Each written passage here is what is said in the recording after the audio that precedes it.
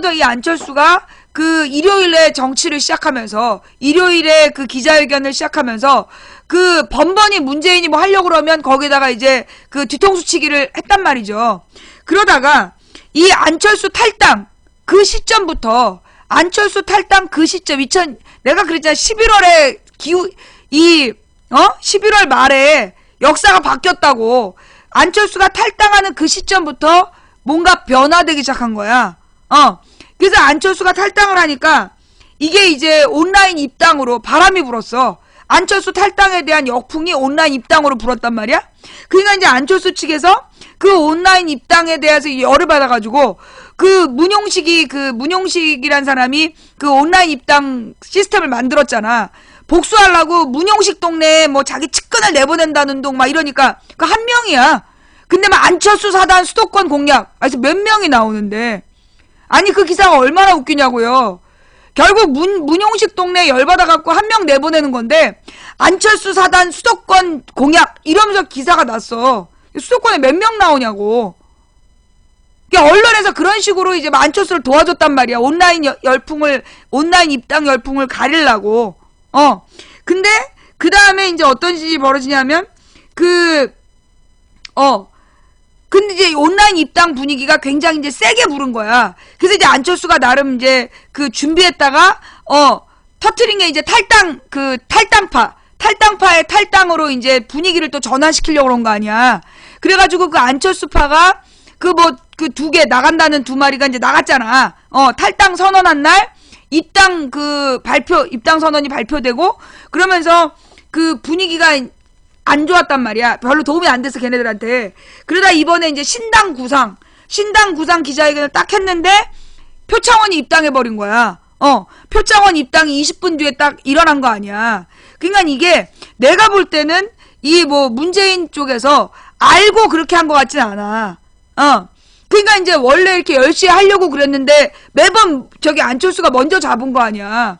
먼저 잡아놓고 그 다음에 이제 딱 기자회견을 하면 본의 아니게 문용식 선수가 가서 우리 온라인 입당 몇만 명 이렇게 발표하게 되고 이번에 신당 구상 딱 밝혔는데 우리 그냥 표창원 입당 발표하게 되고 이러면서 지금 분위기가 옛날에 안철수가 문재인한테 했던 행동 뭔가 이렇게 대대적으로 뭐 발표하면 자기가 문재인 초를 쳤잖아. 뉴스를 덮어버리고. 근데 지금 안철수가 그런 상황인 것 같다. 그리고 또 한 번 있었어. 안철수가 지난번에 또 뭘 발표를 했는데 박근혜가 또 개각안을 발표해버렸다며. 박근혜가 뭐 생각이 있어서 그랬겠어? 시점이 그랬겠어? 내가 볼 땐 이게 안철수가 지금 안철수의 운이 지금 다한 거 아닌가. 그러니까 안철수의 운이 지금 못 받쳐주는 것 같다. 그러니까 뭔가 이 안철수가 뭐 해보려고 그러면 이상하게 덮이는 거야. 이상하게 덮이면서 지금 분위기가 그 다음에 이제 이 표창원 입당을 권은희 탈당으로 이제 또 나름 맞불을 놓은 거야. 쟤네가 이제 그 표창원 입당 바람이 워낙 광풍으로 부니까 그 댓글에 그런 말이 나왔다며. 안철수 티코가 나가니까 표창원 벤치가 들어왔다. 안철수 티코가 나가니까 표창원 벤치가 들어왔다. 이런 지금 이 댓글이 뭐 1등을 했다며 어느 사이트에서. 이제 그러다 보니까 이제 나름대로 권은희 카드를 이게 딱 또 던진 거야. 탈당계를 제출했다고. 그런데 권은희 탈당계 제출이 사실은 어떻게 보면 잘된 일이거든요. 권은희 탈당계 제출이 전혀 효과를 못 내는 거야. 도리어 잘됐다. 왜? 권은희가 계속 다음 달까지 질질 끌면서 그 광주 지역의 자리를 안 비켜주면 사실 광주 지역 광주 광산 지역을 정리하는데 되게 힘들었단 말이야. 근데 사실 스스로 탈당계를 내줬기 때문에 그 지역에 새로운 인물을 꽂고 새로 출발할 수 있는 상황이 된 거지. 그러니까 이제 이 권은희가 탈당계를 내준 것이 어떻게 보면 새정연에서는 애매하게 그 자리가 이렇게 묶여 있을 수 있었는데 스스로 나가준 거는 이 권은희가 잘했다 싶어. 그리고 권은희 탈당계 냈다라는 게 지금 표창원 입당에 어떤 그 맞불이 되기보다는 고맙다. 이런 지금 효과를 내는 것 같아. 제가 잘못 본 거예요? 제가 볼 때는 권은희 탈당이 뭐 표창원 입당에 대한 어떤 맞불로 놨는지는 모르겠는데 전혀 맞불 효과가 안 되고 도리어 막 고맙다. 지금 새정연이 막 앞길을 쫙 가야 되는데 새정연이 쭉 앞길을 가야 되는데 사실 권은희가 스스로 안 물러나고 거기 앉아있으면 되게 애매한 상황이었단 말이야. 근데 이제 스스로 탈당기를 내주니까 뭐 고마운 거지. 고마운 상황이 벌어진 거야. 뭐 알아서 나가주는데 그거보다 더 고마운 게 어딨겠어. 사실 국회의원 돼가지고 한 게 없잖아. 국회의원 돼갖고 한 게 없고 도리어 김영파한테 고소당해가지고 재판이나 진행이 되고 어떤 그 각을 세우지 못하고 있었단 말이야. 그런데 사실 권은희를 그 영입한 케이스인데 나가라고 우리 발로 나가라고 그럴 수는 없는 거 아니야. 아니 우리 발이 아니라 그 세정에서 나가라고 그럴 수는 없는 거 아니야? 근데 뭐 본인이 스스로 나가주니까 굉장히 상황이 깔끔하게 정리된 느낌? 깔끔하게 이렇게 좀 정리된 느낌. 도리어 그쪽에다가 이렇게 그 호남의 맹주를 새로 키울 수 있는 어떤 기회가 된 거 아니냐? 라는 생각이 좀 들고요. 그 다음에 이제 앞으로는 내가 볼 땐 김한길 파가 쉽게 나가지 않고 지금 이제 사실은 이 게임은 진 거야.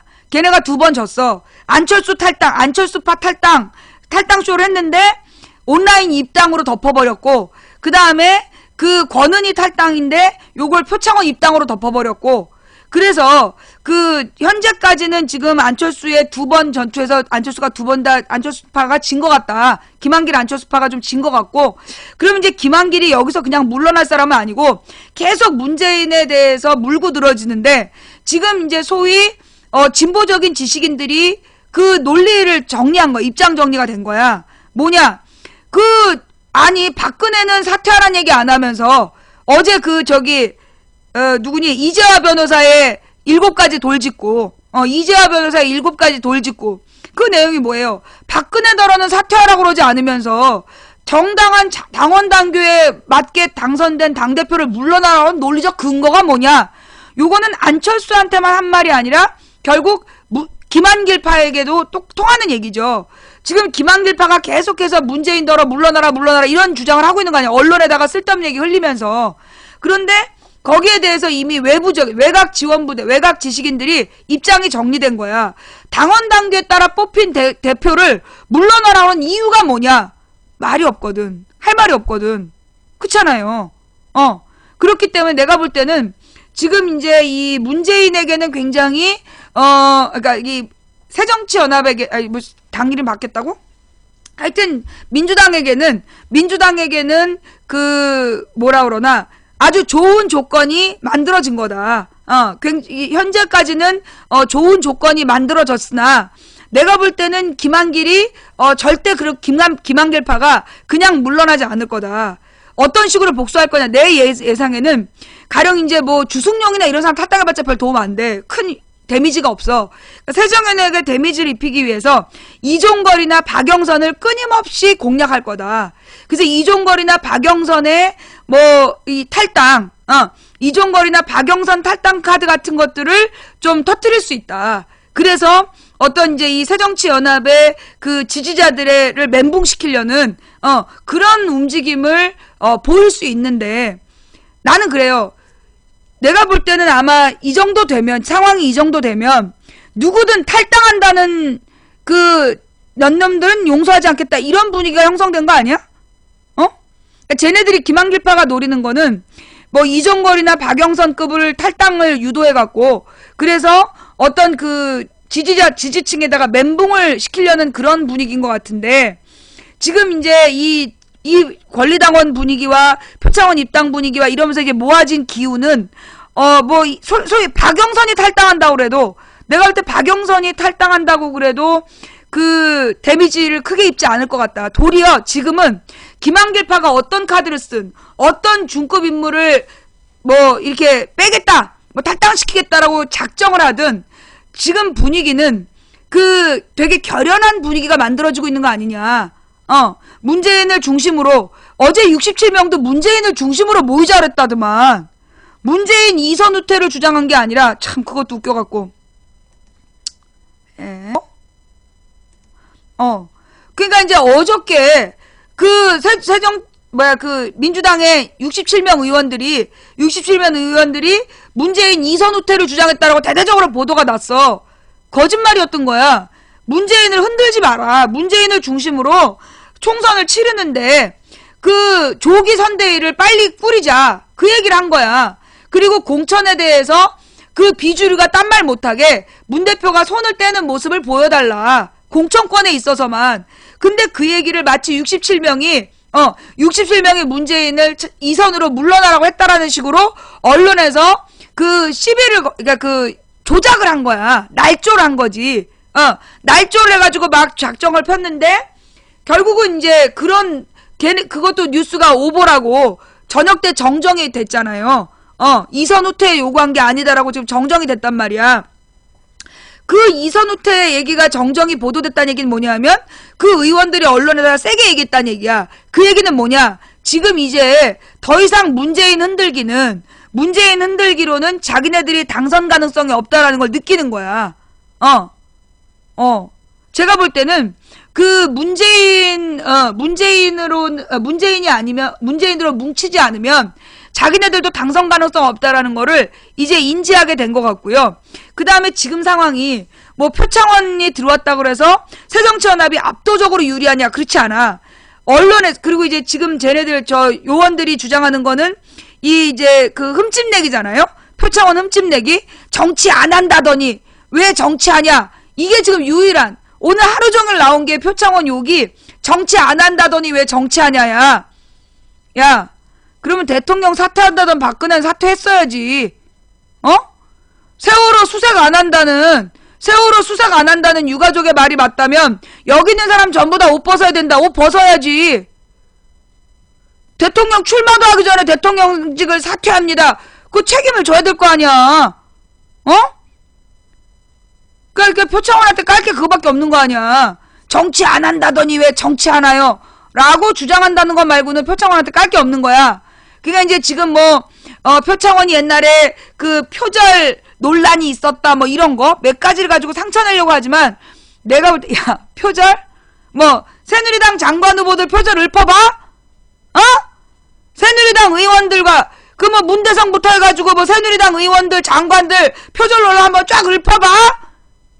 어디서 지금 뭘 갖다 들이대. 내가 볼 때는요. 그래서 지금 상황은 표창원이 들어온 거는 표창원 교수가 이 영입이 된 거는 굉장히 나쁘지 않은 카드야. 나쁘지 않은 카드인데 이것 때문에 너무 기고만장한 모습을 보이잖아요. 그러면 굉장히 불리해질 수 있어요. 뭐라고요? 지금 이제 이 표창원 카드는 굉장히 좋은 카드였고, 이 표창원이라는 사람이 굉장히 적절할 때 아주 훌륭한 선택을 했다. 그러면 표창원은 왜 이런 선택을 했을까? 이 사람이 범죄 심리학자잖아요. 맞죠? 이 사람이 범죄 심리학을 범죄 심리학 교수인 걸로 알아. 그러면 그럼 범죄 심리를 안다는 건 심리를 안다는 거야. 그러니까 이 표창원이라는 사람이, 그리고 내가 이 기자회견을 들어보니까 단순히 국회의원 수준의 생각한 사람이 아니네. 이 사람이 지금 단순히 국회의원 정도로 나온 사람이 아니야. 그러니까 이 사람은 지금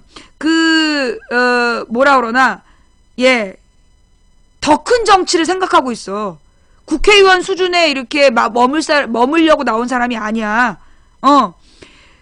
그래서 이 사람이 지금 가장 필요할 때 어떻게 하면 대중들의 호응을 가장 잘 받을 수 있는지를 정확히 안 거야. 말도 봐. 굉장히 김대중 노무현 대통령 정통 야당, 그리고 가장 힘든 정당, 그리고 다른 당에서도 오라 그랬는데 자기는 여길 선택했다. 굉장히 선명한 어조로 이 표창원이라는 사람이 보통 사람이 아니다. 보통 사람이 아니기 때문에 이 굉장히 좋은 호기를 만든 건 맞다.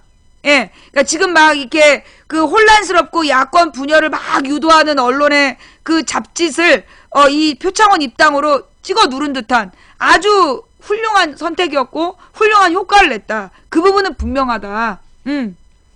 그 부분은 분명한데 표창원이 들어왔다 그래서 무조건 새누리당 새정연에 유리하지 않아요. 새정연에 절대 유리하지 않아. 표창원 때문에 불리해진 게 아니라 표창원 하나 들어왔다고 그래서 내년 선거구도가 일려 다야 구도가 바뀐 게 아니야. 천정배당, 박머당, 그러니까 천당, 안당, 박당 별의별 당들이 많기 때문에 여전히 다야 구도로 다 가고 있다. 그러니 이 새정치연합이 뭐 이 표창원 교수가 영입된 건 사실 어떻게 보면 하나의 전투를 이긴 거예요. 저쪽에서 안철수 탈당 카드를 썼는데 온라인 입당 카드로 전투를 이겼고, 이번에 이제 또 야권 분열 또 시비를 걸었는데, 이 표창원 입당으로, 표창원 영입으로 두 번째 전투를 이긴 건 맞지만, 이건 여전히 당내 전쟁이야.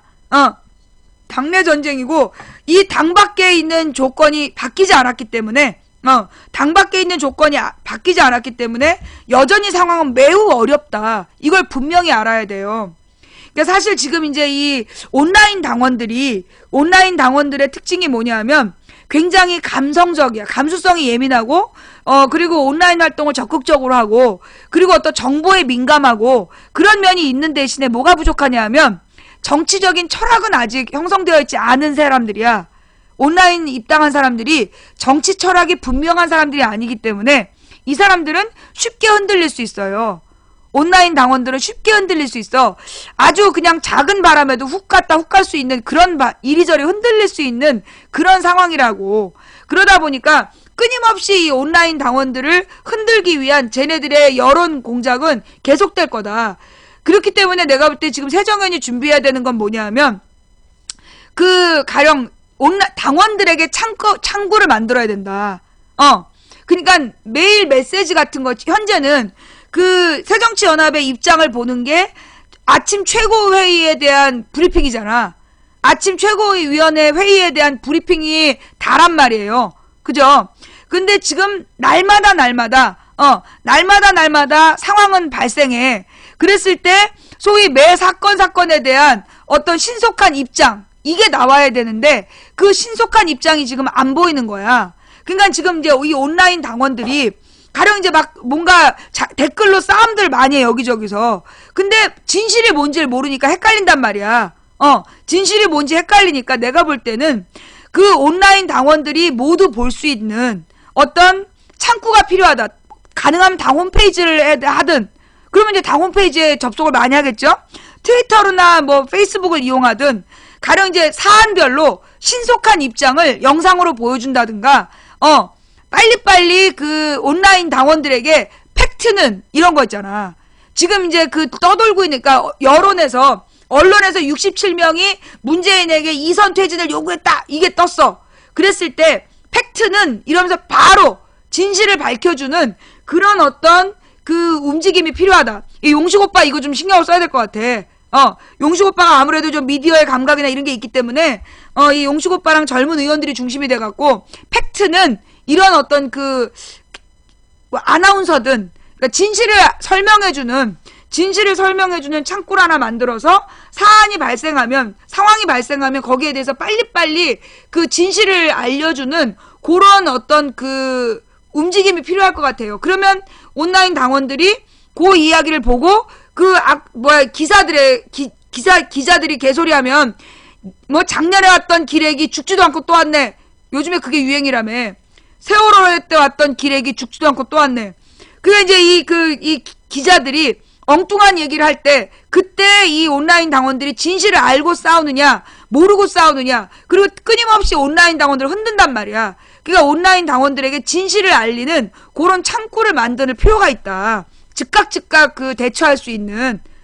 그래서 이게 당 대변인실이든지 어디에서 즉각 온라인으로 이 유포 가능한 어떤 메시지를 만드는 시스템을 만들어야 된다.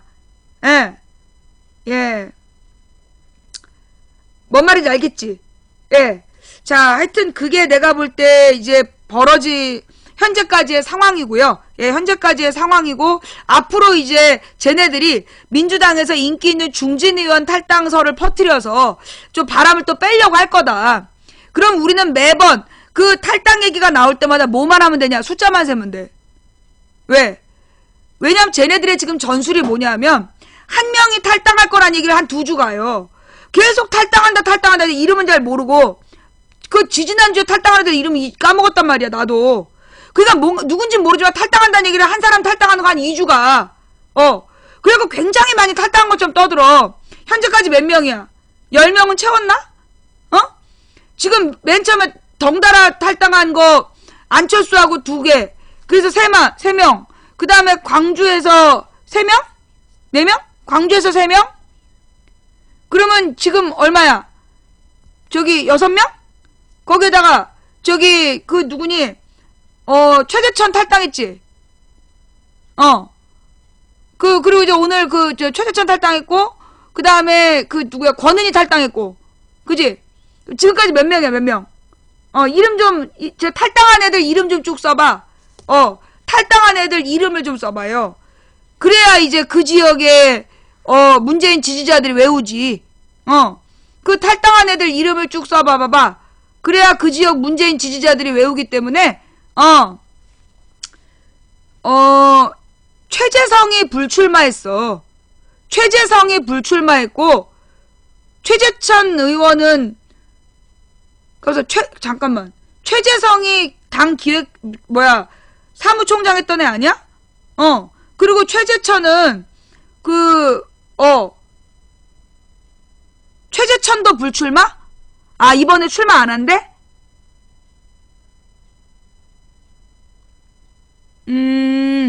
그러니까 최재천이 탈당하고 불출마하겠다? 오케이. 그러면 최재천은 불출마하겠다니까, 걔는 제껴. 걔는 제끼고, 탈당해서 출마하겠다는 애들 이름, 문병호, 유성엽, 황주홍, 권은희. 최재천은 지금 출마한다는 얘기가 아니잖아. 그냥 탈당만 한 거니까 빼고. 그니까, 안철수, 문병호, 유성엽, 황주홍, 권은희. 그 다음에 김동철. 또 누구야? 임내연? 늦게 뺐다, 그거? 처녀가 임신하는 이유가 늦게 빼서 그렇다는, 그거? 7명, 또! 오병윤? 오병윤도 의원이야? 오병윤. 오병윤도 지금 탈당? 그러면, 8명. 박주선은 옛날에 탈당한 거고, 박주선은 옛날, 그리고 안철수가 탈당한 다음에 탈당한 애들 말하는 거야. 박주선이는 옛날에 탈당한 애고, 오병우는 아니야? 뭐야? 지금 왜 엉뚱한 얘기하고 있어? 오병우는 아니래잖아. 그럼 7명. 오병우는 통진당이야. 야! 다시 한번. 그러니까 지금 안철수, 문병호, 황주홍, 유성엽, 김동철, 임내연, 권은희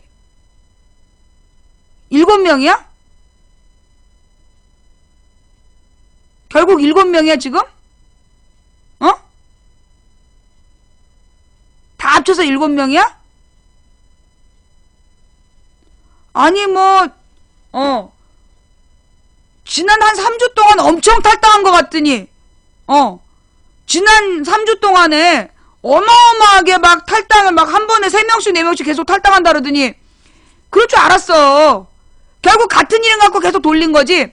박주선 전 장관 옛날에 한 거고, 안철수 탈당 기점으로 지금 탈당한 거 7명밖에 안 돼. 민진모 20명 탈당 안 했어. 예. 50명 탈당설, 어마어마했잖아. 지금까지 숫자 생기면 지금 10명이 안 된다니까. 아까도 한 12명 탈당한 줄 알잖아, 사람들이. 10명이 안 돼. 안철수 포함해가지고 지금, 8명이야, 7명이야. 뭔 말인지 알겠어요? 그래서, 탈당 기사가 나오면, 탈당한 애들 명단을 쫙 쓰는 거야. 탈당한다는 얘기가 나오면, 탈당한 애들 명단을 쫙 써서, 정확한 숫자를 세야 돼. 예. 탈당한다는 얘기가 나오면, 탈당한 애들 이름을 쫙 써서 외우는 거야. 얘네들은 문재인 지지자들이 기억해야 될 이름이구나. 어느 당으로 나오든 문재인 지지자들이 기억해야 될 이름이구나. 뭔 말인지 알았지? 안철수, 문병호, 유성엽, 김동철, 임내영, 권은희, 천정배는요, 여러분, 천정배는 안철수, 왜 자꾸 천정배를 넣지? 천정배는 안철수파가 아니야. 안철수 따라 탈당한 게 아니라고. 그러니까는 박주선하고 천정배는 각자 당 만든다고 나간 애들이잖아. 걔네들 빼고 결국 안철수가 탈당하는 시점부터 나간 게 7명이 다야. 안철수 포함해서. 천정배는 광주에 출마하지 말라 그러는데 지가 출마하고 싶어가지고 탈당한 거 아니야. 그리고 박주선은 자기 개인 비리 때문에 공천 못 받을 것 같으니까 탈당한 거고. 그러니까 결국은 박주선이야 천정배는 빼고 그 다음에 안철수가 탈당한 시점부터는 7명이 다야. 7명이.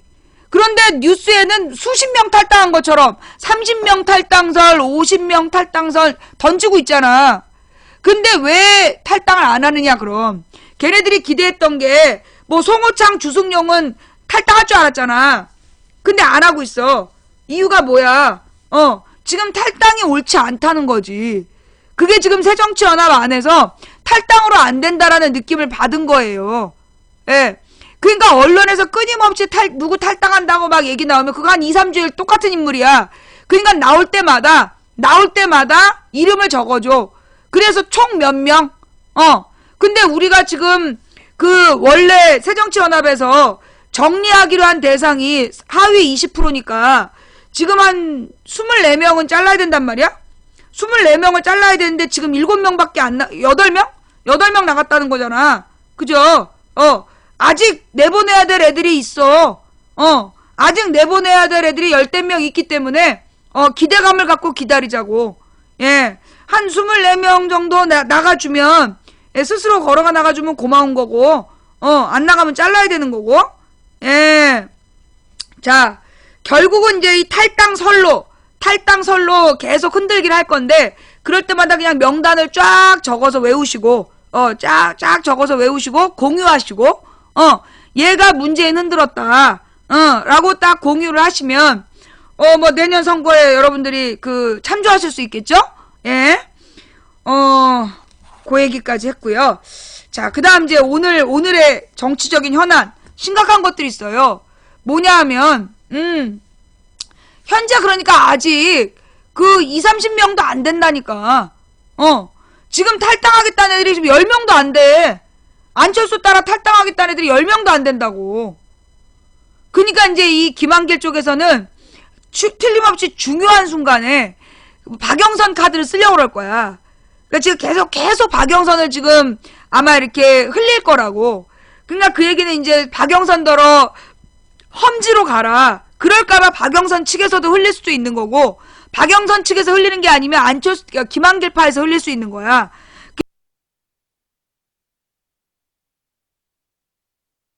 그래서 이제 박영선조차도 잡지 않는 문재인 뭐 이런 레파토리를 준비했겠죠. 그죠? 그래서 이제 이 문재인에게 상체기를 내려고 할 거다. 그런 얘기가 나오면 여러분들 놀라면 된다 안 된다? 이럴 줄 알았다. 그렇지 뭐. 김한길이 그렇지 뭐. 예, 이렇게 대처하시면 되는 거다. 그리고 제가 어저께 되게 중요한 얘기를 했어요.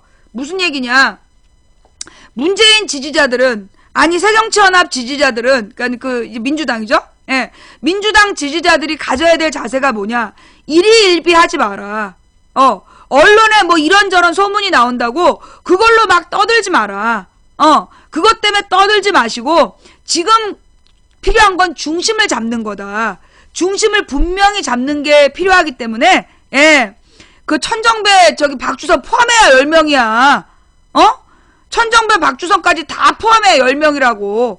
30명 탈당설? 그거 개뻥이야. 뭐 적어도 2, 30명이 올해 안에 탈당. 야, 올해면 내일이 끝이야. 내일 모레. 올해 안에 30명이 탈당한다는 동, 개뻥이라고, 개뻥. 그러니까 여러분들이요, 뭐라 그러나, 이 문재인 지지자들이 쟤네들이 계속해서 공략을 할 거야. 계속 공략을 하면서 온라인 당원들을 흔드는, 온라인 당원들을 흔드는 멘붕 작전을 펼칠 거야. 끊임없이 오보를 던지고 그 다음에 오보 밑에 문재인 왜 이러나 아 씨발 문재인 안 되겠다 이런 이야기 벌써 보이지? 그런 거 보이지? 오보를 연발한 다음에 그 밑에 문재인 지지자인 척하면서 문재인 왜 이러냐? 문재인으로는 안 되는 걸까? 뭐 이런 댓글 지금 보이고 있지? 보이지? 보여 안 보여? 제가 그런 거 제가 못 봤어요? 그런 댓글이 좀 나오잖아. 요게 지금 댓글 부대라고. 그게 댓글 부대라고. 문재인에 대한 오보를 퍼뜨린 다음에 문재인으로 안 되겠다. 문재인한테 개실망. 이렇게 쓰는 게, 그게 지금 댓글 부대라고요. 댓글 부대의 전술이야. 뭔 말인지 알겠어? 예. 전라도인데 맞는 말. 야, 너는 한꺼번에 길게 글을 못 써서 블랙이야. 예. 그러니까 이게 뭐냐 하면 그 댓글 부대가 계속 유도하는 거예요. 그러니까 온라인 입당을 열풍을 끄기 위해서 끊임없이 문재인에 대해서 오보를 남발하고 오보 밑에 마치 그게 사실인 양 댓글을 달아서 온라인 당원들을 멘붕시키는 거란 말이야. 그러니까 여러분들은 그런 이상한 기사가 나오면 그게 사실인가라고 믿으면 안 돼. 세월호 전원 구조랑 똑같은 거야. 지금은 언론 보도를 무조건 믿으면 안 돼요. 2번, 3번 확인하고 믿어야 되는 거야. 내 말이 무슨 말인지 알겠어? 지금 언론에서 일부러 막 오보를 던져. 문재인 관련 오보를 던져서 손석희 뉴스에 나왔잖아. 대내 피질에 반복적인 부정적 기사를 노출시켜서 문재인에 대한 부정적 이미지를 각인시키는 중이란 말이야.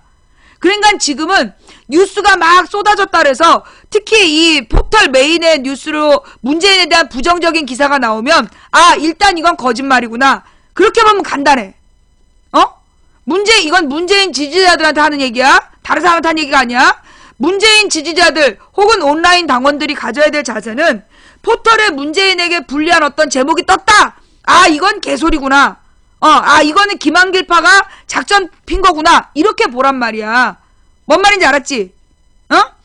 그리고 반드시 확인을 해야 돼. 누구한테? 김광진이나 진성준 같은 사람이 거기에 대해서 뭐라고 썼는지 반드시 확인을 하란 말이에요. 그래야 여러분들이 일희일비하지 않아. 길을 놓치지 않는다고. 제가 어제 그런 중요한 얘기를 했어요. 전쟁에 나가면 이 전쟁의 총사령관의 명령에 무조건 따라야 되는 거야. 물론 그 사령관이 잘못된 전술 전략을 펴서, 그러니까 전략 전술이 잘못돼서 전원 참패할 수도 있어. 그럼에도 불구하고 사령관의 지시를 따르는 것이 참패할 가능성도 있지만 대승할 가능성도 있는 거야. 근데 사령관의 말을 따르지 않고 이런저런 다른 수를 쓰는 건 반드시 참패야. 반드시 참패. 뭔 말인지 알겠어요? 내가 왜 종북 세력이야. 북한 따라 국정교과서 한다는 박근혜가 종북이지. 박근혜한테 가서나 종북 얘기 좀 해봐. 여기선 너하고 놀아줄 사람 없어. 바쁘니까. 자, 뭐요? 사령관이 있고 사령관이 그 지시를 내리는데 그 사령관의 지시에 대해서 사령관의 지시에 대해서 따르지 않고 뭔가 이렇게 반론을 제기하고 이래야 된다 저래야 된다 뭔가 사령관이 어떤 결정을 내렸는데 거기에 딴지를 건다면 그건 반드시 패배. 그러나 사령관의 깃발을 믿고 사령관이 지시대로 가면 몰살 당할 수도 있지만 대승할 가능성도 있는 거야. 그건 가능성이 반반이지만 사령관의 뒤통수 까고 내려가라 이러는 건 반드시 참패야. 가장 구체적인 예가 뭐냐? 김한길이 2012년 대통령 선거할 때 자기가 최고위원 그만두면서 최고위원 전원 사퇴시켰잖아. 대통령 선거 중에. 그게 바로 필패의 길이야. 그래서 문재인 진 거야. 문재인이 대선에 졌던 이유가 김한길이 이해찬 당대표를 무너뜨리기 위해서 자기가 최고위원을 사퇴를 해버리잖아요. 그러면서 모든 지도부를 동반 사퇴시켰어. 그게 뭐냐? 전쟁 중에 모든 장수의 목을 친 거야. 전쟁 중에 모든 장수의 목을 친 거라니까? 정말로 김한길파는 사악해요. 야권의 패배를 위해서 모든 걸 다 하는 애들이야. 지금은 뭘 하려는 거야? 사령관의 목을 치겠다는 거야, 지금. 이순신의 목을 치듯이 사령관의 목을 치겠다는 거야.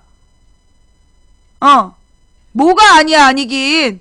김한길이 계속 물러나라고 저기 총사퇴해야 된다고 지랄해가지고 결국 물러난 건데. 그때 가서 이런저런 변명하면서 뭐 자발적으로 물러난 척을 했지. 실제로는 김한길이 계속해서 이해찬 물러나라, 이해찬 물러나라, 당대표 물러나라고 지랄해서 물러난 거야 결국. 다 같이 동반사퇴한 거 아니야. 뭐 선대위에게 모든 전권을 부임하기 위해서 지랄을 하네. 그러면 새누리당은 선관위에게 전권을 위임하고 당 해체했어? 말 같지도 않은 얘기라고 앉아있어. 그런 것처럼 지금은요, 이번 전쟁에서 문재인을 끌어내려야 무조건 새누리가 이겨. 그래서 계속해서 문재인을 끌어내리려는 거야. 문재인 사태를 계속 주장하는 이유가 문재인으로 가면 총선에 새누리가 불리하거든. 그래서 그러는 거야. 왜? 어차피 내년 봄이 되면 어떤 일이 벌어지느냐? 박근혜의 경제 위기가 더 구체화될 거야. 박근혜 때문에 경제 위기가 더욱더 구체화될 거고, 그 다음에 세월호가 2주기를 맞게 되는 거야. 세월호 2주기가 다가오고 박근혜 경제정책이 실패했다라는 게 드러날 거고, 그러면서 박근혜의 실정에 대한 심판 여론이 일어날 수밖에 없어. 내년 봄이 되면. 자, 그러면 박근혜하고 가장 대비됐던 인물이 누구야? 그 당시 대통령 후보 문재인이야. 그래서 쟤네들이 어떻게든지 내년 총선에 문재인의 간판을 내리려는 거예요. 박근혜의 실정이 강화될 거기 때문에, 드러날 거기 때문에 박근혜의 실정에 반대되는 그 문재인의 얼굴을 지워야, 그래야 새누리당이 유일하게 이길 수 있는 거야. 뭔 말인지 알겠어? 그래서 문재인을 어떻게든지 끌어내리려고 계속 사퇴하라고 지랄하는 거예요. 그걸 분명히 알아야 돼. 쟤네들이 왜 그러니까 문재인이 정말로 문제가 있고 문재인이 무능한 리더십이라서 끌어내리려는 게 아니야. 문재인의 간판이 있으면 결국 박근혜의 실정의 대비책으로 문재인이 부각될 거고, 그때 대선 때 우리가 잘못 선택했구나라는 국민들이 문재인의 얼굴을 볼 거란 말이야.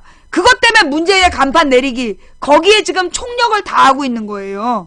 그 상황을 정확히 바라봐야 돼. 문재인에게 문제가 많아? 너 안철수야?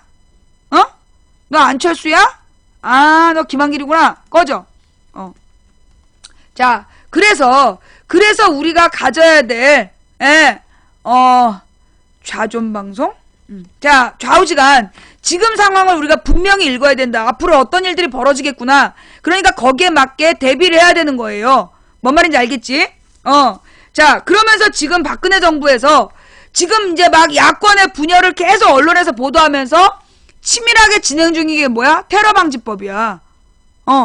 지금 얘네들이 야권 분열론으로 야권 지지층을 멘붕시켜 놓고 지금 국회에서 조용히 남몰래 추진하고 있는 게 테러 방지법이에요. 지금 테러 방지법이 거의 통과되기 직전이야. 테러 방지법이 뭔데? 국정원이 아무나 테러를 몰 수 있다는 게 테러 방지법이야. 옛날 안기부로 돌아가는 거라고. 이 테러 방지법이 뭐냐? 국정원이 아무나 테러라고 지목하면 테러 위협 용의자다 해버리면 그냥 테러 되는 거. 그게 테러 방지법이야. 지금 그걸 지금 추진 중에 있다니까요. 매우 심각한 상황이에요. 그래서 지금 테러 방지법 이거 막는 게 최선이야. 지금 이종걸이 무슨 수를 쓰더라도 테러 방지법 동의해주면 안 되는 거야. 노동법하고 테러 방지법은 동의해주는 순간 독박을 이종걸이 쓰는 거야. 이번 당이 쓰는 거야. 민주당이 모든 책임을 져야 돼. 사고는 지네가 쳐놓고 지금 테러 방지법하고 노동법을 이 민주당이 동의해주는 순간 모든 걸 민주당에게 덮어씌워서 댓글 부대가 작업을 할 거란 말이야. 절대 끝까지 여기에 동의해주면 안 되는 거야. 여기에 끝까지 동의해주면 안 되는 거고, 그 다음에 문재인 지지 진영은 흔들림 없이 오로지 문재인의 깃발만 보고 가야 된다라는 거고, 그리고 지금 그 당 안에서는 그 선수 많은 의원들이 물러나야 돼. 스스로 용퇴를 해야 돼요. 그러지 않고 계속 버티면 결국 죽을 수밖에 없는 거야. 자, 이 판에 잠깐 또 쉬어갈게요. 잠깐 쉬어서 뭘 보느냐.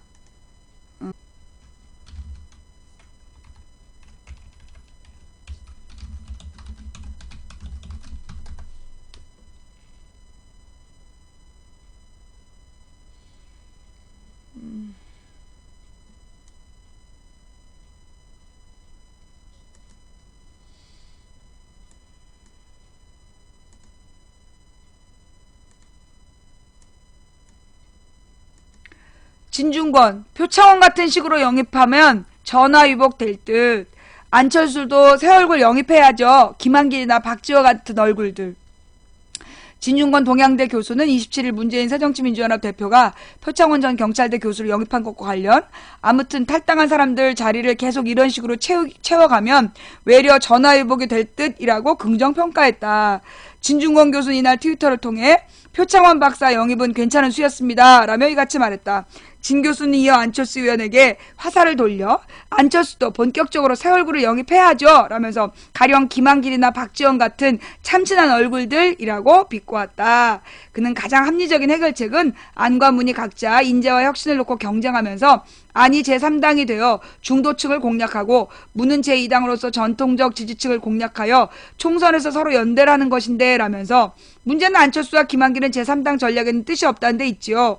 문을 무너뜨리고 새정연을 접수하여 궁극적으로 제2당이 되겠다는 겁니다. 그래서 자꾸 문 보고 꽃 없는 상어 타고 나가라고 하는 겁니다. 라고 질타했다.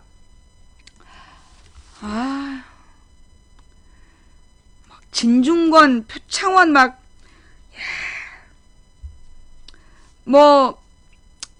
나쁘지 않네. 나쁘지 않네. 예. 자, 하여튼, 이거 잠깐 쉬어간 거예요. 왜, 계속해서 위기감을 주면 또 이 새 가슴들이 겁이 나가지고, 망치 부인님, 우리 망하나요? 또 이러면서 또 막 문자를 하기 때문에, 잠깐 또 웃고 넘어간 거예요. 자, 좌우지간. 지금 박근혜 정부는 착착 공안 통치의 길을 가고 있어요. 그래서 지금 테러방지법을 새누리당을 통해서 비밀리에 지금 추진하고 있어. 노동법하고 테러방지법을, 직권상정이라도 해서 통과시키겠다는 거야. 지금 이제 이 시점이 언제냐. 지금 여러분 선거구 획정 문제 있잖아요. 선거구 획정 문제가 계속해서 지금 미뤄지고 있잖아. 그래서 그러니까 선거구를 정해야 되는데, 그 선거구를 여야가 합의를 못 보는 거야. 왜냐하면 지금 새누리당은 자기네 의석수를 지켜야 되니까 비례대표를 줄이라고 그러고, 새정치연합은 정의당하고 이제 연대하려면 비례대표를 늘려야 된다라고 얘기를 하는 거야. 그러다 보니까 지금 비례대표 숫자를 늘려야 된다는 야당과 비례대표를 줄여야 된다는 여당이 절대 동의를 안 하고 있는 거야. 그러니까 지금 그러니까 국회의장이 직권상정을 해서 이 선거구를 확정하겠다는 거야. 근데 박근혜가 그때 끼어 넣으려는 거야. 테러방지법하고 노동학법을 끼어 넣으려는 지금 상황인 거예요. 이거 굉장히 중요한 문제야. 야권의 분열, 이것도 되게 중요한 문제지만 나는 그래서 더 이상 야권 분열을 막기 위해서 우리가 고민하지 말자. 야권 분열에 대해서 관심 끄자. 무슨 얘기냐? 안철수당 아무리 설득한다고 오겠어? 천정배당 아무리 설득한다고 오겠어? 심상정당 아무리 설득한다고 오겠냐고. 안 와. 신당, 안당, 천당, 박당 다 지네들 갈 길을 가기 때문에 그래봤자 얼마 되지도 않는 숫자들이야. 되지도 않는 숫자들이 지금 모여가지고 계속 갈 길을 따로 가겠다는데 막 야권이 분열되면 어떡해요 이러면서 우리가 전전긍긍 해봤자 절대 합치지도 않고 합쳐봤자 도로 쓰레기 집합소가 돼. 도로 쓰레기 집합소가 된다고. 뭔 말인지 알겠어? 더 이상 야권 통합에 대해서는 내가 볼 때 1월 1일 딱 0시 기부로 잊어. 아무것도 요구하지 마. 더 이상 야권 통합은 1월 1일 0시부터 잊어버려야 돼. 거기에 매달리면 어차피 내년 싸움 죽어. 내 말 잘 들어. 언제나 니들이 내 말 안 들어갖고 망한 거야. 2012년에도 내가 이길 수 있는 길을 얘기했는데 너네가 내 말 안 들었지? 내가 민노당더러 국찬당이랑 합치지 말고 민주당이랑 합쳐야 된다. 기어이 국찬당이랑 합쳤고 민노당 사라졌어. 내가 이정희 첫 번째 희생자가 될 거다. 그렇게 됐지. 또 새정치연합 민주당에서 한명숙이 당대표 되면 과반수 못한다. 분명히 얘기했지. 그래도 기어이 한명숙 당대표 만들었고 너네 과반수 못했잖아. 내가 통진당 폭력사태, 저 총선 끝나고 통진당 폭력사태 일어났을 때 이석기 잘라라. 안 그러면 결정적일 때 이석기를 가지고 모든 야당을 말아먹을 거다.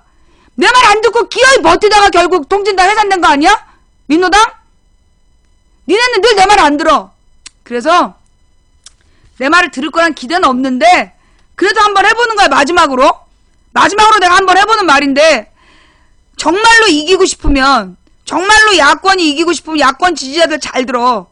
더 이상 1월 1일부터 그 야권 통합 얘기하지 마. 물 건너간 거야. 야권 통합하기엔 너무 늦었어. 그럼 연대라도, 연대 의미 없어.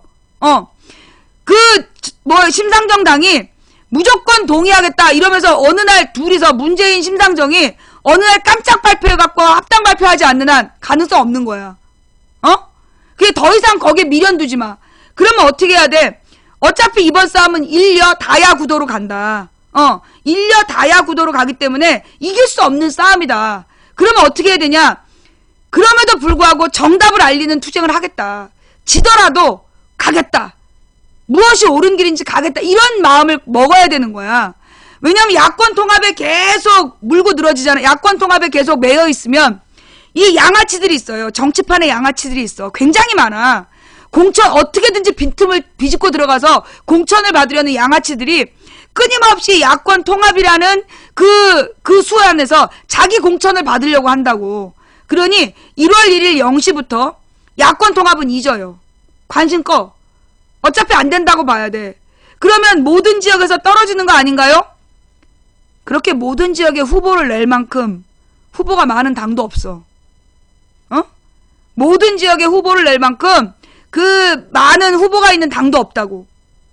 까놓고 말해서 천당, 안당, 신당, 박당 후보 없잖아. 다 자기네들밖에 없어. 자기네들밖에 없어. 안 그래? 이번에 안철수 따라 탈당한 애들 가능할 것 같아? 그렇기 때문에 두려워하지 말란 말이야. 그 야권 지지층이 이번 지지층이 두려워하지 말고 이번에는 소신 있는 모습, 끝까지 지더라도 가겠다. 그런 모습을 보여야 돼. 지더라도 가겠다. 그런 모습을 보이고, 싫으면 말아. 더 이상 야권 통합 요구하지 않겠다. 그만큼 기다렸으면 우리는 할 만큼 기다렸다. 이제 우리는 뚜벅뚜벅 무소의 불처럼 혼자서 가겠다. 따라오든가 말든가 너희들 선택이다. 이러면서 야권 지지층은 그냥 문재인의 깃발 아래 그냥 총선을 가는 거야.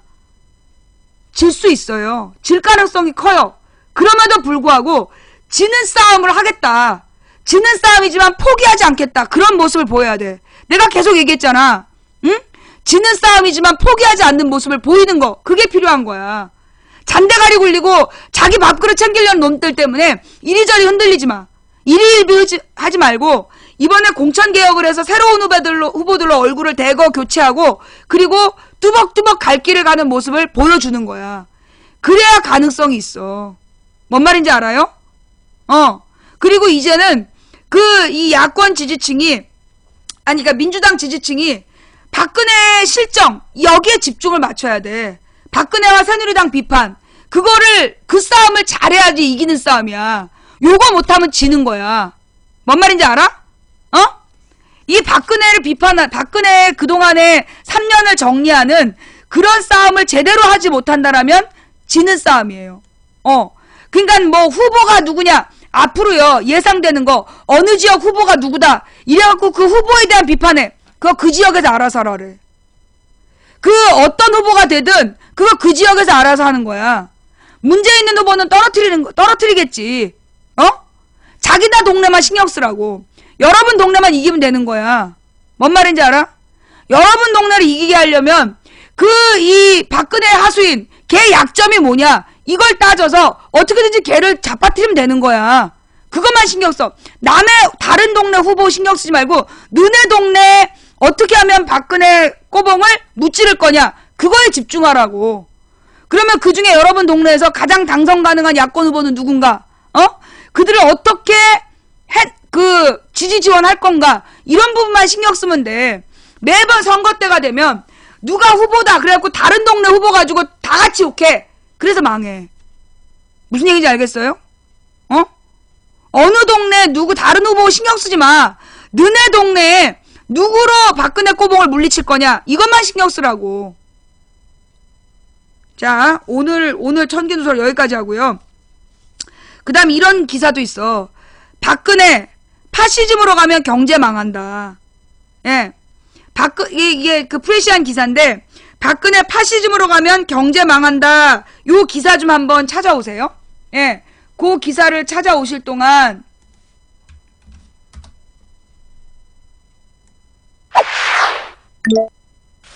우리 당의 분열과 혼란을 이제 끝내야 합니다.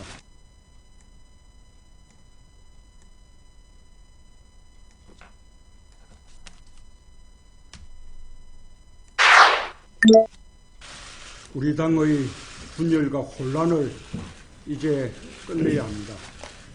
명분 없는 탈당을 막고 당의 단결을 이루기 위해 많은 의원들이 노력하고 있습니다.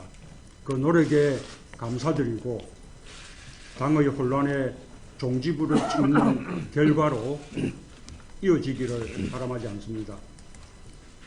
어제 의원들이 의견 제시한 혁신 선대위에 관해서는 그 시기와 방법, 인선, 권한 등에 관해 최고위에서 책임있게 논의하겠습니다. 탈당을 언급하고 있는 분들도 이제 그 뜻을 거두어 주시기 바랍니다. 무엇보다 당의 혼란을 조기에 끝내기 위해 조속히 입장을 정리해 주시기를 당부드립니다.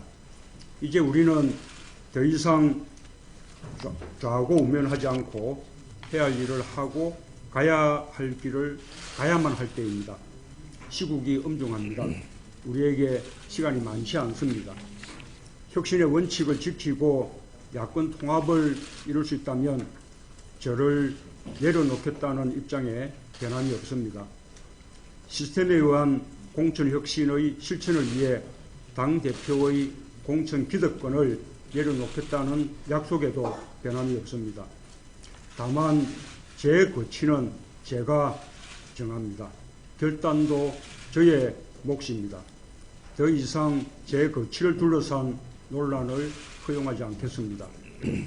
이제 우리는 강한 야당, 단단한 야당이 되어 박근혜 정권에 맞서 싸우고 총선 승리를 위해 진군할 때입니다. 우리 당의 단합이 그 출발입니다. 그 위에 유능하고 훌륭한 외부 인재를 더 많이 모셔서 당의 면모를 일신하는 인적 혁신을 더 해야 합니다. 그러고도 부족한 힘은 정권 교체에 나설 야권 세력들과 어깨를 걸고 힘을 모아나가야 할 것입니다. 시국은 엄중한데 우리가 직면하고 있는 도전은 많습니다. 하지만 우리가 최선을 다한다면 국민이 우리의 부족함을 채워주시리라 믿습니다. 우리가 우리 자신을 존중할 때 국민도 우리를 존중해 줄 것이라는 말씀을 우리 당의 모든 구성원들께 드립니다. 이상입니다. 이거는 지금 그 영상 자체가 작게 녹음됐어요. 왜냐하면 지금 내가 스피커를 100으로 하고, 여기 유튜브에서도 100으로 나오는데, 아예 여기 입력된, 유튜브에 입력되어 있는 파일 자체의 소리가 작은 거야? 어따 대고 망치야 네가 줄여라야. 내가 요즘에 너무 서정적으로 봐줬나봐? 그러니까 이게 지금 마이크 소리가 작게 녹음된 거예요. 예. 자, 그 다음에 지금 이제 속보가 나왔는데 원래 난 속보를 다루지 않아요. 지금 속보 난리 났어요. 한일 위안부 문제 타결 협상. 이 문제는요, 내일 다룰게요. 뭘 봐야 되냐면 지금 위안부 할머니들이 이 사과를 받아들이느냐, 이게 중요해. 지금 그리고 우리나라 언론은 믿을 수가 없잖아. 정말로 저렇게 사과했는가? 그리고 저 사과의 의미가 뭔가 분석을 좀 봐야 되기 때문에 한일 위안부 협상 타결 요거 내일 돼봐야 알아요. 분석 기사들을 보고 내일 발언할 거기 때문에 속보는 얘기하지 마. 한일 위안부 협상에 대해서 그 위안부 할머니들의 입장이 뭔지 나오기 전까지는 여기에 대해서는 다루지 않습니다. 그리고 지금 집중해야 될 부분은 이거야. 박근혜 파시즘으로 가면 경제 망한다. 2016년을 앞두고 한국 사회에서 가장 주목받는 이슈 하나가 경제 전망이다. 먹고 사는 문제가 언젠들 중요하지 않은 적이 있겠냐마는 특히 내년은 더 중요한 문제로 다가올 것이라는 사실을 많은 이들이 피부로 느끼고 있다. 정태인 칼폴라니 사회경제연구소 소장을 만난 이유다. 현재 한국 경제가 처한 어려움은 근본적으로 박정희 정권 아래로 산업화 과정에서 추진해온 수출 주도형 성장 정책이 한계에 다다랐기 때문이다. 한국의 최대 수출국인 중국을 비롯해 미국, 유럽 등 한국 물건을 사줄 나라들의 경제 사정이 좋지 않다. 가격 경쟁력에 기초한 수출은 이미 끝났으며 중국하고 비교해 볼 때 기술 격차 또한 줄어들고 있다고 정 소장은 지적했다. 그러나 박정희 정책의 신자유주의가 결합한 형태인 현재 한국 경제의 구조적인 문제에 대해 박정희 전 대통령의 딸인 박근혜 대통령이 경로 변경을 시도할까? 그럴 가능성은 높아 보이지 않는다. 역대 대통령 모두 경제가 나쁘면 재벌이 투자를 해야 경제 성장률이 올라간다고 생각했다. 그러다 보니 재벌이 싫어하는 일을 하기보다는 의지하게 됐다. 그런데 지금 재벌 역시 수출보다는 내수에 주력하고 있다. 과거 재벌 기업의 장점일 수 있었던 저돌적인 투자는 잊었다. 자, 여기서 중요한 게 뭐냐면요.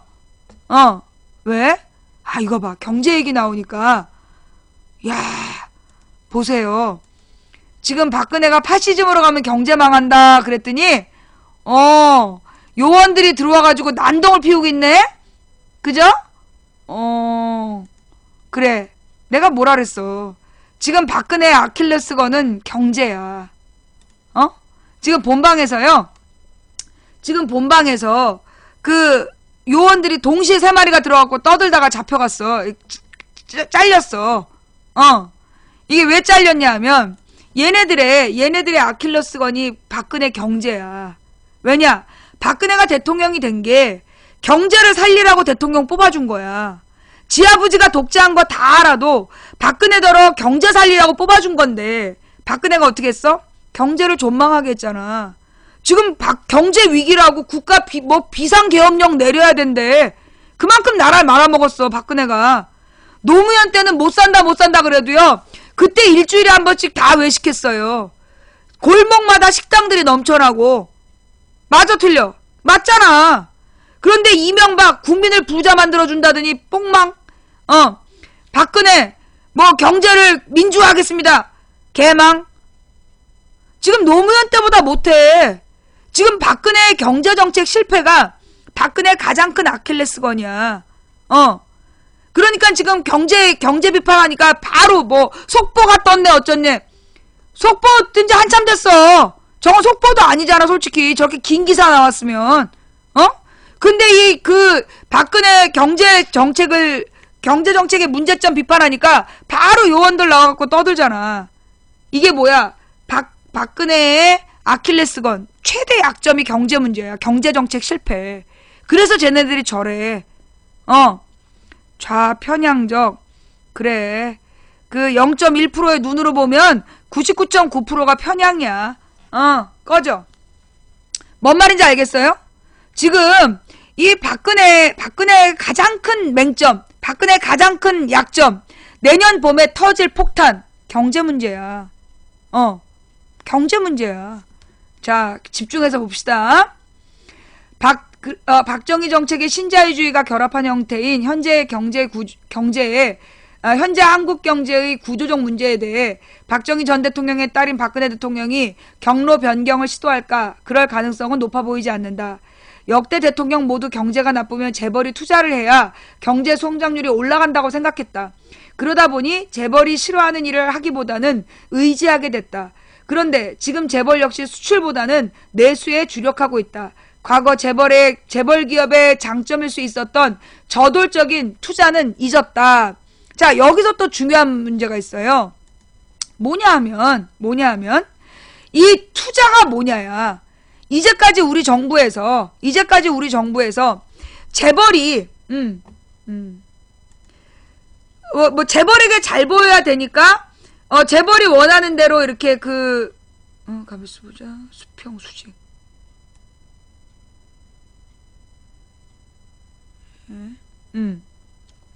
재벌한테 잘 보이려고, 그리고 막 재벌이 투자를 해야 경제가 성장한다니까 재벌을 위해서 계속 규제 완화 시켜주고 이랬단 말이야. 그런데 이들은 뭐가 잘못됐냐, 역대 정부가 뭐가 잘못됐냐면 투자의 방향이 잘못된 거예요.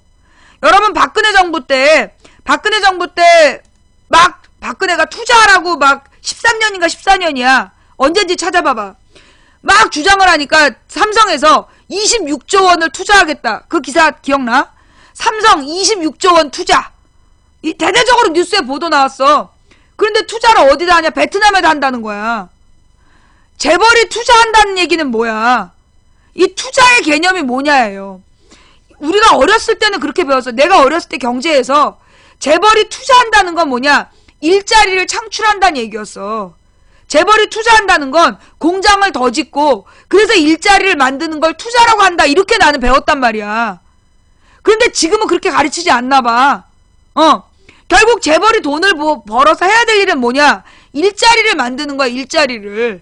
그래서 그 일자리를 만들어서 그래야 월급을 받아서 일한 사람이 소비를 하고 경제가 성장한단 말이야. 그게 경제 활성화의 원칙이에요. 교과서야. 그런데 재벌들이 투자를 어디다 했어? 중국에다 하고 베트남에다 했어. 그럼 한국하고 무슨 관계야? 아무 관계없는 투자를 한 거라니까? 베트남에 26자 투자하면 뭐하냐고. 우리한테 아무 도움이 안 되는데. 예. 왜 우파 방송은 없나요? 야, KBS, MBC, SBS, 채널A, TV조선, 그 MBN, 그 나 지금 1대6으로 싸우고 있잖아. 왜 우파 방송이 없어? 많은데 국민들이 안 보는 거지. 꺼져. 자, 쓸데없이 방송에 집중을 좀 해, 임마. 네가 중고등학교 때 놀고 먹으면서 몰랐던 내용 가르쳐주면 고마운 줄 알아야지. 예. 자, 계속해서 얘기할게요. 지금 재벌들이 투자를 해야 된다는 얘기는 결국 공장을 새로 만들고 일자리를 만들라는 얘기인데, 지금 재벌들이 그동안 어떻게 했어? 계속 퇴직시켰잖아. 강제퇴직. 뭐 집단해고. 그 다음에 어떻게 했어요? 반값에 비정규직. 그래서 나라가 망한 거야. 경제가 망한 원인은 재벌들이 투자를 제대로 안 했기 때문이야. 더 많이 연봉 7천만 원 정도 주고 일을 시켜야 되는데 3,500만 원짜리를 만들어버린 거. 그 7천만 원짜리 3명한테 시켜야 될 일을 3,500만 원짜리 2명에다 시킨 거. 그래서 나라 경제가 망한 거야. 여러분, 제가 탄 차가 10년이 넘어가지고 얘가 이제 막 여러 가지가 말을 안 들어. 그래서 이제 새로운 차를 타려고. 근데 난 또 외제차는 죽어도 못 타. 외제차는 설명서가 마음에 안 들기 때문에, 그리고 보험료가 비싸기 때문에 안 탄단 말이야. 국산차를 사고 싶은데 살 수가 없어. 투싼 살라고 그러면 본넷이 열린다 그러고, 산타페를 살라 그랬더니 물이 샌다 그러고, 소렌토를 살라 그랬더니 미국에서 리콜됐다 그러고. 왜 그러는 거야?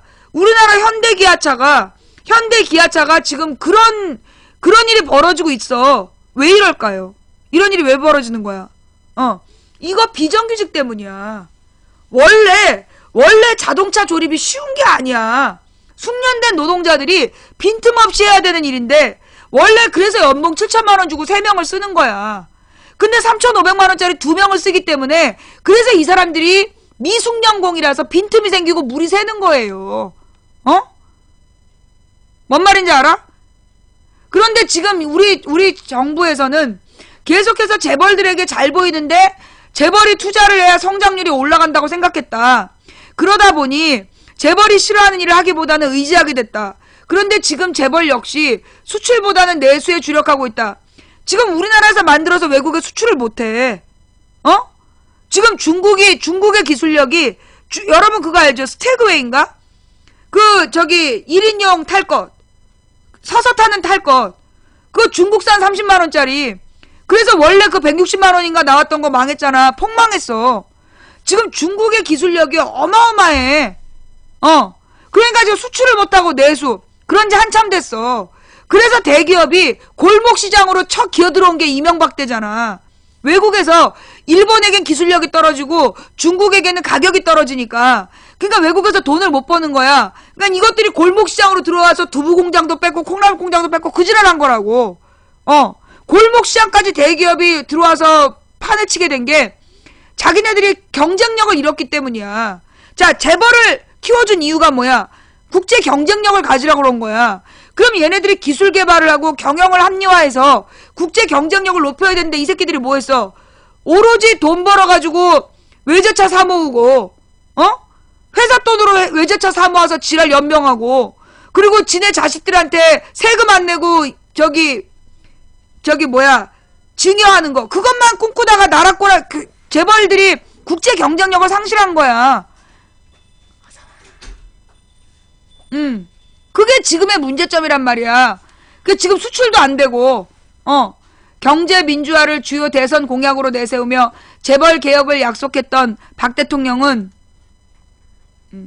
또 이 박근혜는 하는 짓이 뭐야? 몽땅 다 야당 탓이야. 야당과 노동조합 망국론을 내세워 정권에 반대하는 이들을 때려잡는 동시에 여당을 앞세워 노동오법과 경제활성화법 등 재벌들의 소원 수리에 여념이 없다. 박정희식 해법의 답습이다. 이 밖에도 이번에도 성공할 수 있을까?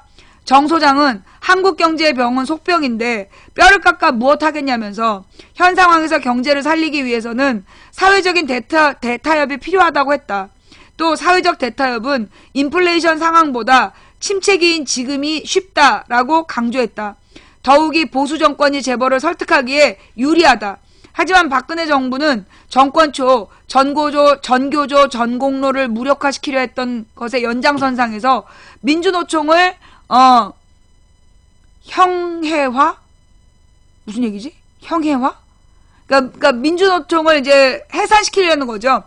정 소장은 민주노총이 무력화되고 다음은 시민단체라면서 박근혜 정권을 상대로 배제해 폭력적으로 진입하는 일종의 파시즘으로 가고 있다라고 우려했다.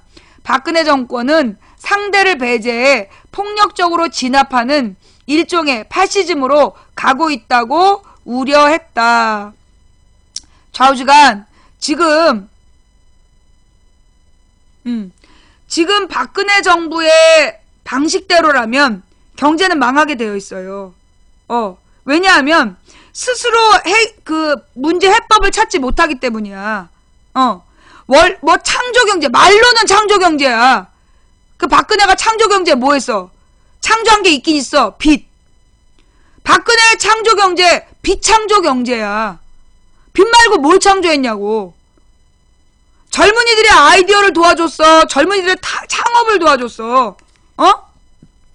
말로만 창조했지. 실제로는 대기업의 이권을 창조하고 서민에게는 빚을 창조한 거. 그게 박근혜식 경제였다고.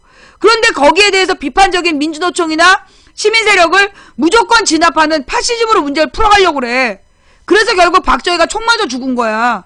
아버지 얘기를 똑같이 따라가고 있는 거예요. 국민 혼나가게 한 대통령, 한 1년. 대통령만 유명해졌다. 갑들의 향연. 대한민국 사건, 사고. 요런 거 한번 봐야 되겠네요. 요런 거는 요 다음에 보고, 먼저 뭐가 필요하냐면, 뉴스타파. 예. 뉴스타파 좀 찾아봐 주세요. 예. 그 뉴스타파에 뭐가 나오냐면, 한국경제 빚으로 버텼다. 한국경제 빚으로 버텼다라는 뉴스타파 영상을 먼저 봅시다. 예. 그리고 요거 보게요. 예. 한복을 뭘 창조한 거야. 창조란 말 그럴 때 쓰면 안 되지. 예. 그 뉴스타파 한국경제 빚으로 버텼다. 요거 먼저 보고 박근혜 1년 돌아볼게요.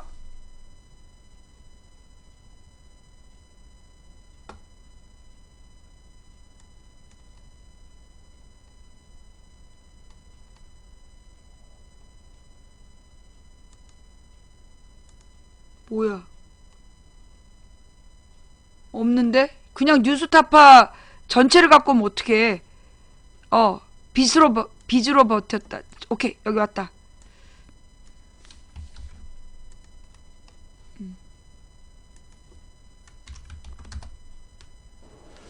박근혜 정부 3년, 우리 살림살이는 어떻게 됐을까요? 오늘 뉴스타파에서는 박근혜 정부 3년의 한국 경제를 결산하고 내년을 전망해 봅니다.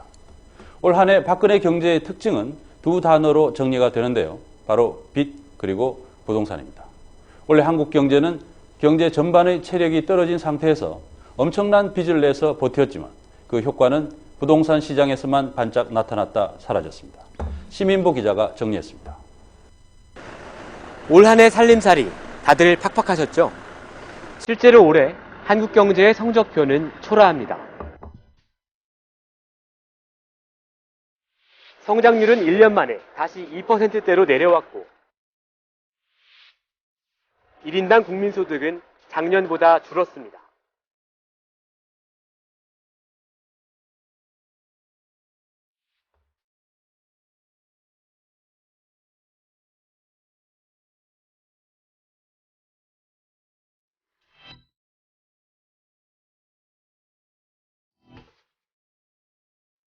대부분의 업종이 저성장 혹은 마이너스 성장했습니다.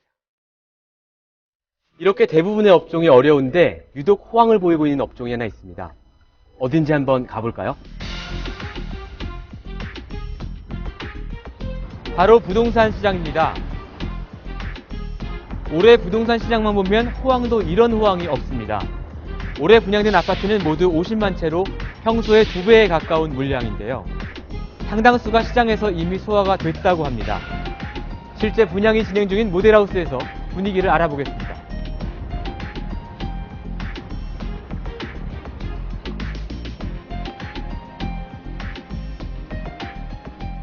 입주형대 같은 경우는 한 5, 6층 정도 하나씩 남아있고요. 10층 이상 물건 딱 한 개밖에 없고요. 가정하시려면 오늘 내일 바로 결정을 하셔야 되실 거예요. 왜냐면 보고 가신 분들이 있어서 지금 인근 부동산 사장님들 손님들 많이 모시고 오세요.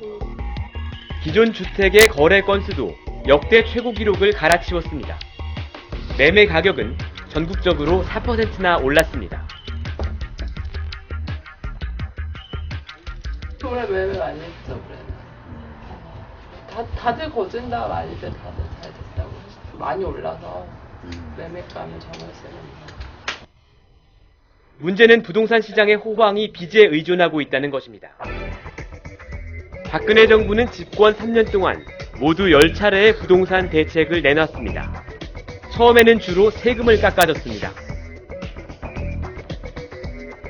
그러나 별다른 효과를 보지 못하자 지난해부터는 빚을 쉽게 낼 수 있도록 하는 정책을 집중적으로 발표했습니다. 여기에 집권 3년 동안 기준금리를 지속적으로 내리면서 빚내기 더욱 쉽게 만들었습니다.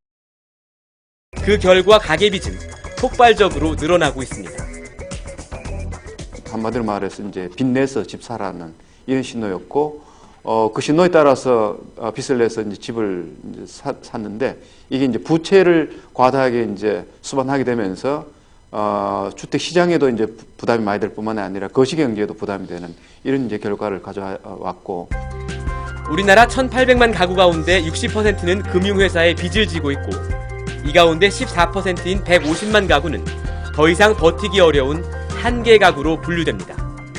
이들은 평균적으로 가처분 소득의 109%를 원리금 상환에 쓰고 있습니다.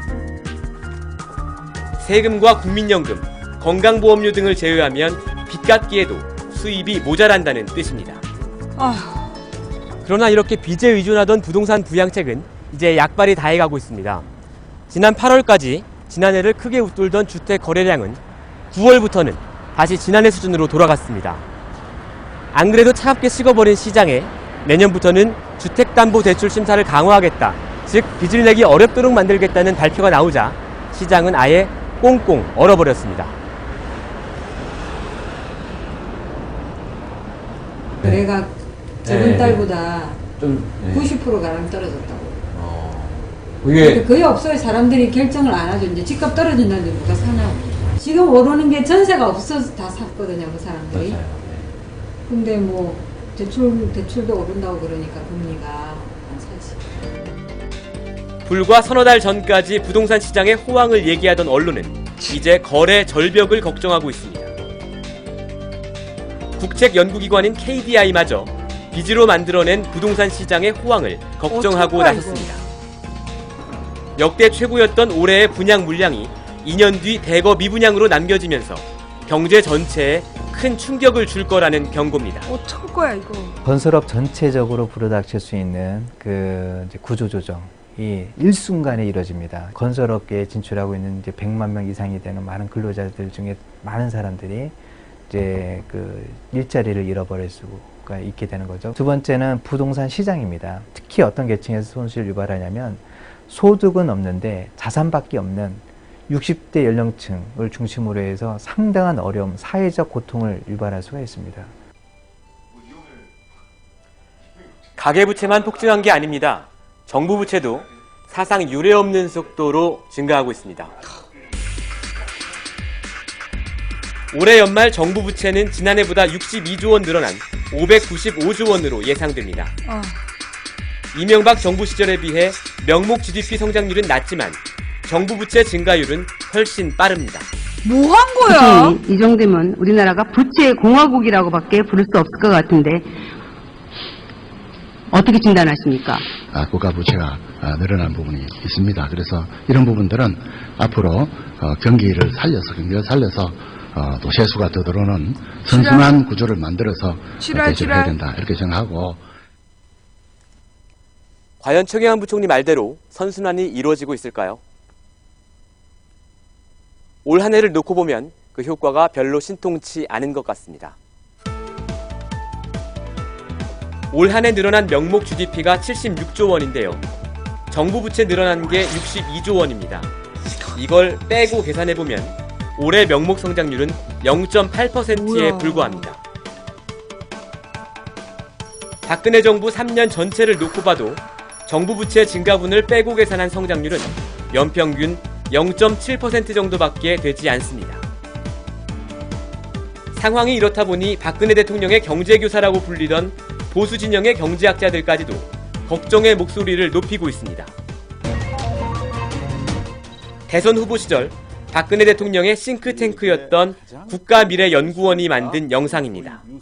우리가 지금 부채를 가지고 지난 1년을 버텨왔다 이런 얘기까지 나오잖아요. 부채주도 그 성장론의 명분이 소위 나온 말이 그 마중물이라는 게 있지 않습니까? 우리가 펌프할 유수할 때 이제 물을 조금 부어서 펌프질을 하면 더 큰 물을 이제 끌어내는 이제 그런 거였는데 마중물 넣은 것조차도 못 건졌다는 거죠.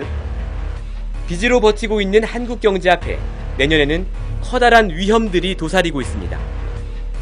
미국의 금리 인상에 따른 부동산의 거품 붕괴 가능성, 중국과 신흥국 경제의 경착륙 위험, 기업들의 이른바 구조조정에 따라오는 대량 실업과 내수 침체, 하나같이 노동자와 서민들에게 커다란 고통을 줄 수 있는 변수들입니다.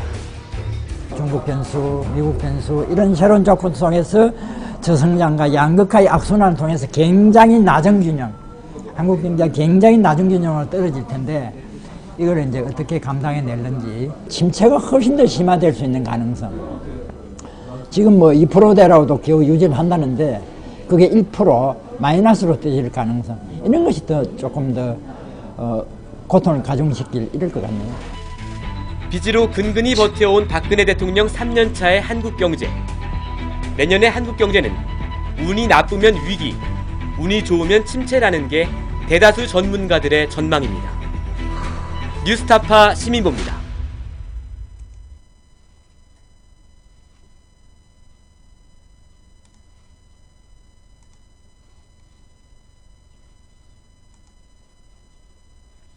암울하지요? 예. 지금 그 세계 경제가 어려워요.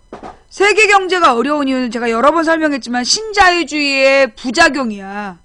결국 부자 나라가 모든 걸 쪽쪽 빨아먹고 가난한 나라들을 망하게 한, 가난한 나라들을 착취했던 게 결국 국가 간 빈부격차를 강화했고, 그리고 그 과정에서 모든 부자 나라들이 가난한 나라에 가서 물건을 만들어서 자기 나라에 비싸게 팔았어.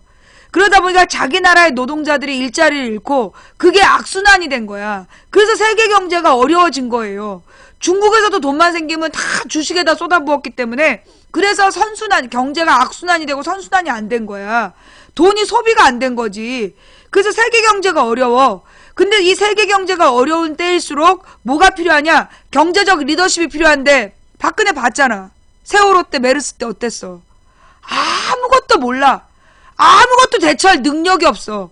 사실 우리나라의 경제 위기는 박근혜가 위기야. 박근혜 때문에 우리는 경제 문제를 해결할 능력이 없는 거야.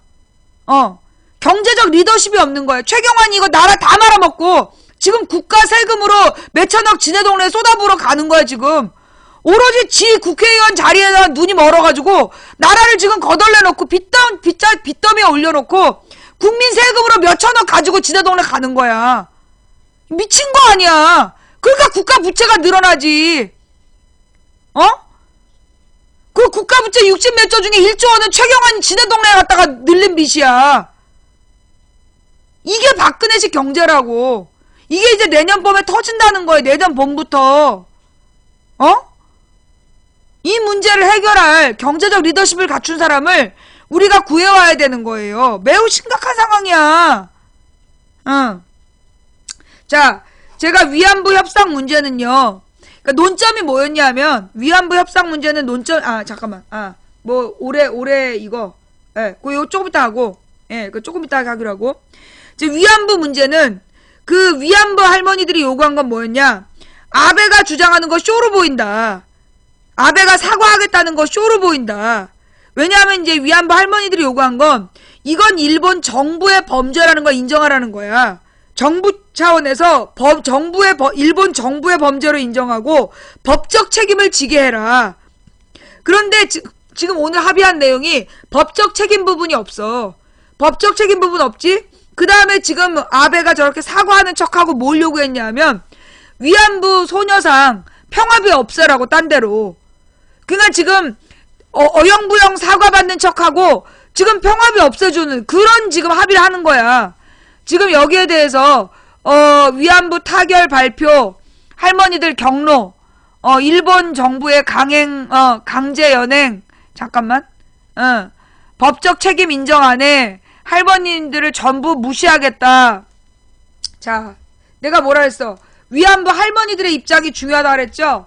자, 할머니들 입장이 나왔네요. 한일 정부 위안부 타결 발표, 할머니들 경로, 일본 정부는 강제 연행 법적 책임 인정 안 해. 할머니 전부 무시하겠다. 한마디로 그 한일 협약을 무시하겠다는 얘기예요. 잠깐만. 예. 한일 정부가 28일 일본군 위안부 문제에 대해 타결을 선언했다. 하지만 일본 정부는 이번에 일본 정부 책임과 아베 총리의 사죄와 반성을 표명했으나 위안부 할머니들이 주장해왔던 강제 연행 인정에 대해선 아무런 언급을 하지 않고 할머니들의 배상 요구에 대해서도 종전의 재단 출연 방식을 고수하며 법적 책임을 인정하지 않아 위안부 할머니들이 강력 반발하는 등 파장이 일고 있다. 무슨 말이냐? 위안부 할머니들 강제 연행되지 않았다는 얘기는 스스로 돈 벌러 갔다. 그렇게 얘기하는 거야 지금. 지금 일본 정부는 자기네들이 위안부들을 강제로 끌고 간 게 아니라 그 위안부 할머니들이 스스로 돈 벌러 간 거다. 그 얘기를 하는 거야. 그래서 위안부 할머니들이 강제 연행을 인정하고 법적 책임을 지라고 얘기를 한 건데 이걸 결국 인정 안 한 거야. 일본에서. 왜? 우리 박근혜 정부에서 요구를 안 했겠지. 그죠? 박근혜 정부에서 요구를 안 했으니 그렇게 됐겠지. 기시다 후미오 일본 외무상은 이날 오후 서울 세종로 외교청사에서 윤병세 외교부 장관과 1시간 10분간 한일 외교장관 회담을 가진 뒤 공동회견을 통해 위안부 문제는 당시 군의 관여하에 다수의 여성의 피해와 존엄의 깊은 상처를 입은 문제로서 이런 관점에서 일본 정부는 책임을 통감한다고 밝혔다. 아주 애둘러서, 아주 애둘러가지고 그냥, 그냥 다 미안해, 뭐 이런 식이죠. 모든 사람에게 뭐 대충 미안해 이런 거야. 기시다 외상은 또 아베 총리 내각은 일본국 내각 총리 대신으로 많은 고통을 겪고 심신에 걸쳐 치유하기 어려운 상처를 입은 모든 분들에 대한 마음으로부터 사죄와 반성의 마음을 표명한다며 아베 총리의 말을 전했다. 결국 아베는 모든 사람에게 사죄한다. 모든 사람에게 사죄한다는 말로 지금 피해자 대상을 명확하게 인정 안 한 거죠. 윤병세 장관 위안부 피해자 할머니들의 지원을 위해 한국 정부가 재단을 설립하고 일본 정부 예산으로 자금을 일괄 거출해 양국 정부가 협력해 위안부 분들의 명예와 존엄 회복, 마음의 상처 치유 사업을 시행하기로 했다. 한마디로 우리 정부에서 돈 내갖고 치유한다는 얘기야. 일본은 당초 일본군 위안부 피해자 지원을 위한 재단에 1억엔 약 9억 6천만 원을 출연하겠다고 했으나 우리 정부 요구에 따라 96억 7천만 원으로 늘리기로 했다고 일본 언론들은 전했다. 이게 96억으로 해결될 문제냐? 이게 지금 96억으로 해결될 문제냐고. 끌고 간 사람의 숫자가 몇 명인데 이게 지금 96명으로 해결될 문제냐고. 또 이 와중에 장사한 새끼들 또 뭐야. 기시다 회상은 이 같은 세 가지 협의사항을 밝힌 뒤 양국 정부는 위안부 문제에 관해 불가역적으로 해결하겠다는 것을 확인한 동시에 서로 비난하는 것을 멈추기로 합의했다고 밝혔다. 앞으로 더 이상 위안부 문제를 거론해서는 심지어 더 이상 위안부 문제를 거론하지 말래. 이런 연병? 쐐기를 박았대. 윤 장관도 이 문제가 최종적 불가역적으로 해결됐다는 것을 확인한다. 결국 박근혜 정부가 얘네들이 왜 박근혜 정부가 물러나기 전 이게요, 이번 회담이 갑자기 아베가 올해를 넘기지 말고 하라고 그런 거야. 내년에 정권 바꾸면 위안부 혹시라도 민주정부가 들었으면 민주정권이 들었으면 지네들이 이 위안부 합의 안 해놓으면 자기네들한테 막강한 책임을 물을 수가 있잖아. 그러니까 박근혜 정부 올해 안에 불가역적이다. 이걸로 끝이다. 박정희가 저지른 범죄를 박근혜가 대를 이어서 지금 이어간 거야. 박정희가 이 모든 문제 원흉은 박정희잖아. 박정희가 위안부 할머니들이 개인적인 배상 신청 안 하게 하겠다고 각서 써주고 일본에서 돈 빌려다 막 쓴 거 아니야.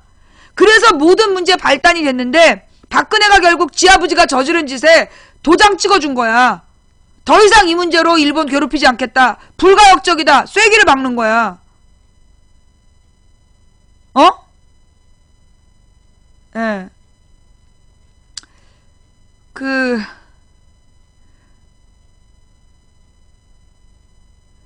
또 일본 정부가 철교를 요청한 일본 대사관과 위안부 소년상에 대해서도 한국 정부로서 가능한 대응 방향에 대해 관련 단체와 협의를 통해 적절히 해결하도록 노력할 것이라며 시민단체를 설득해서 이전토록 하겠다는 입장을 밝혔다.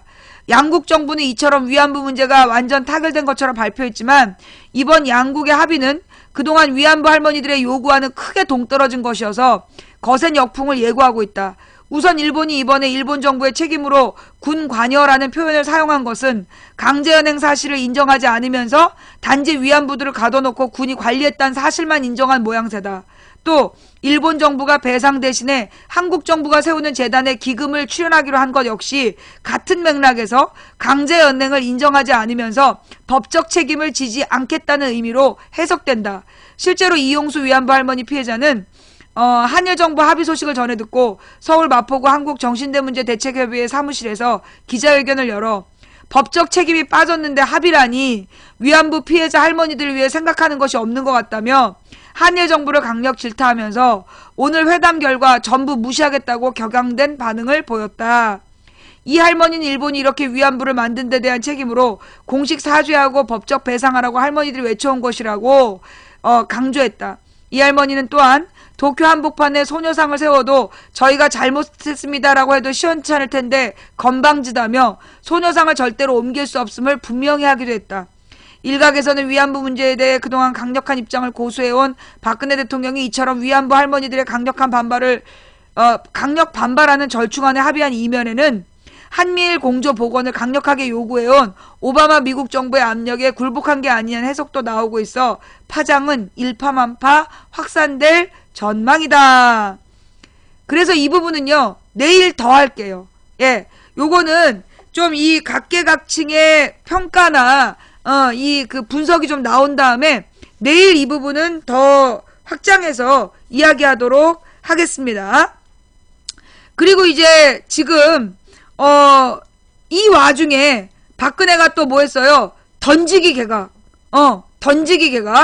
야권 지지자들을 멘붕시켜놓고 던지기 개각을 했어. 그래서 지금 이제 장관 후보들 청문을 하고 있는데 현재 청문회를 제대로 할 수 있는 상황이 아니잖아. 왜냐하면 지금 야당 의원들이 전부 다 총선을 준비하고 있는 상황이기 때문에 지금 청문회가 제대로 이루어지지 않을 가능성이 커요. 예. 그래서 일부러 이때 개각을 하는 거지. 그 최경환이랑 자기가 데리고 있었던 장관들 진박이라 그래갖고 그것들 출마시키려고 그래서 이철에 지금 던지기 개각을 해놓고 지금 청문회를 통과했다 그러면서 내년에 요직에 앉히겠지. 예. 정말 무능해. 정말 혼용무도? 지금 박근혜 정부를 표현하는 사자성어가 혼용무도라며 근본을 잃고 혼잡하고 도가 없는 그게 박근혜 정부야. 한마디로 정권이 나서서 법을 팽개치고 국가 질서를 문란하게 만드는 박근혜. 지 아버지가 한 짓을 똑같이 하고 있는 거야. 이 무능한 박근혜를 혼낼 수 있는 방법은 단 하나인데 과연 우리 국민은 내년에 그 답을 찾을 수 있을까요? 예. 자, 그러면 오늘 그 카드 뉴스, 예, 오마이TV의 카드 뉴스 한번 봅시다. 안녕하세요. PT뉴스 이주연 기자입니다. 2015년도 이제 며칠 남지 않았습니다. 어떻게 젊은이들 가슴에 사랑이 움트는 한 해 보내셨나요? 2015년 어느 해와 마찬가지로 똑같은 365일을 살았는데 참으로 많은 일들이 대한민국을 휩쓸고 지나갔습니다. 일일이 기억하기도 힘드실 텐데요. 그래도 결코 잊어서는 안 될 우리가 헬조선을 살아내고 있음을 증명해줄 사건을 모아봤습니다. 사안을 꿰뚫는 누리꾼의 촌철살인 어록도 함께 묶어봤습니다. 다 같이 우울해지자고 마련한 건 아닙니다. 헬조선에서 살아있는 내 자신에게 칭찬을 해주며 훈훈하게 마무리하자는 건데요.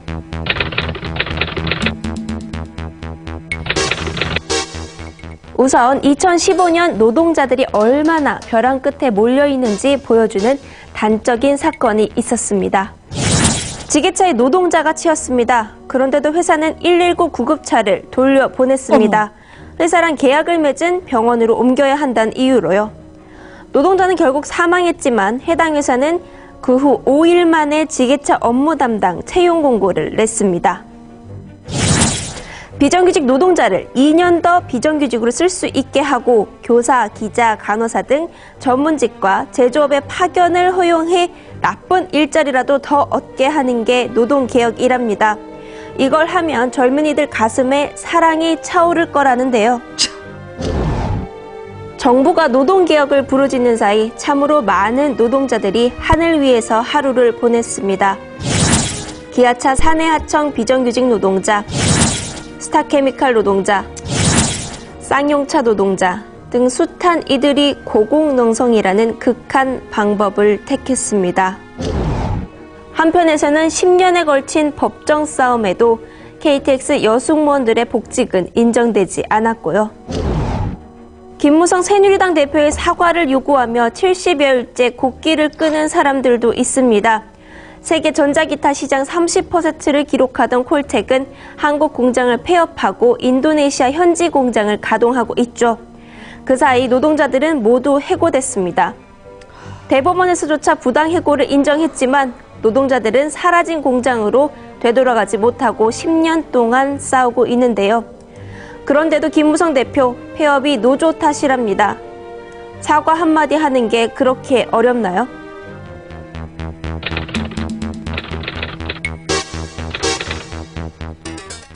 참으로 많은 사람들이 갑질로 부끄러운 구설수에 올랐습니다.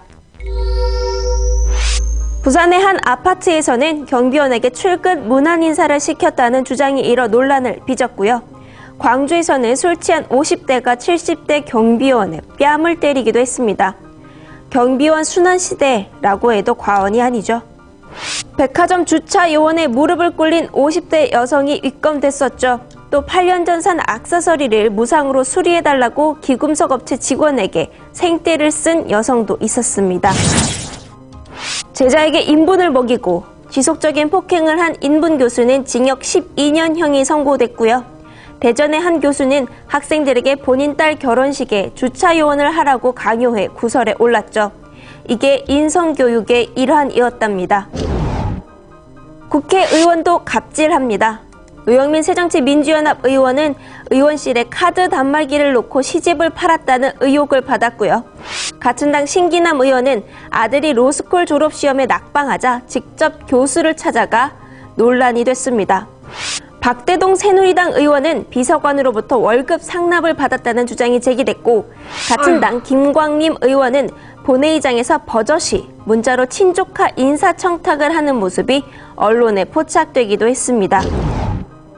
기업 갑질도 만만치 않죠. 아모레퍼시픽 이랜드 계열사 성균관대 교직원 면접에서는 사상 검증용 질문이 있었고요. 위메프는 입사 지원자에게 정직원 업무를 2주간 시킨 뒤 전원 탈락시켰습니다. 서울우유 경영진은 제조 납품업체를 협박해 돈을 뜯어냈고, 아모레퍼시픽은 우수한 화장품 방판 이모님들을 기존 특약점에서 빼내 자기 회사 출신 점포에 재배치하기도 했습니다. 참 다양하고 지능적이죠.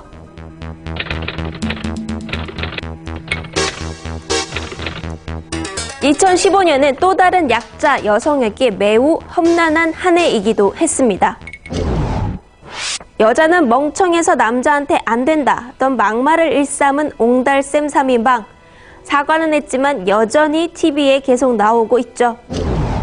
진보 인사의 전 여자친구가 데이트 폭력을 폭로하는가 하면, 조선대 의학전문대학원 학생이 자신의 여자친구를 2시간 동안 감금 폭행하고도 솜방망이 처벌을 받아 공분을 샀습니다. 교육부는 6억 원을 들여서 데이트 성폭력의 원인을 데이트 비용에서 찾는 성교육 표준안을 만들기도 했고요.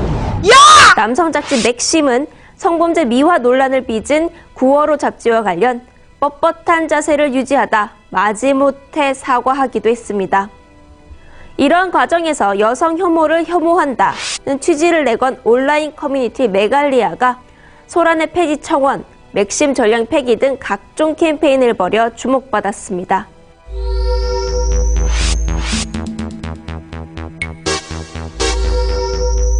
댓글 알바 뛰던 국정원은 해킹 프로그램을 사들여 누군가의 휴대폰을 실시간 감청했다죠. 하다 이제 휴대폰까지 넘보네요. 또 강남구청 직원들이 서울시 비방 댓글을 달았다는 의혹이 일었습니다. 근무 시간에 서울시를 까는 댓글을 올린 것도 상당했고, 이 같은 정황이 드러나자 댓글은 빛의 속도로 삭제되기도 했습니다. 참 어이가 없죠. 주한미군 오산기지에는 살아있는 탄저균이 택배로 배송됐습니다. 주한미군은 처음 있는 일이라고 했는데요. 알고 보니 2009년부터 16차례나 탄저균 실험을 했답니다. 어처구니 없는 일이 아닐 수 없습니다. 지난 7월 유승민 새누리당 의원은 원내대표 자리에서 밀려났습니다. 의원들이 뽑은 대표를 대통령이 찍어낸 사건이었습니다. 메르스 첫 환자 발생 후 환자 수가 0명이 되기까지 무려 190일이 걸렸습니다. 이번에도 정부는 컨트롤타워 역할을 못했고, 병원이 메르스의 숙주로 작용했죠. 이로 인해 38명이 사망했습니다. 어이없는 일이 연속으로 일어난 버라이어티한 한 해였습니다.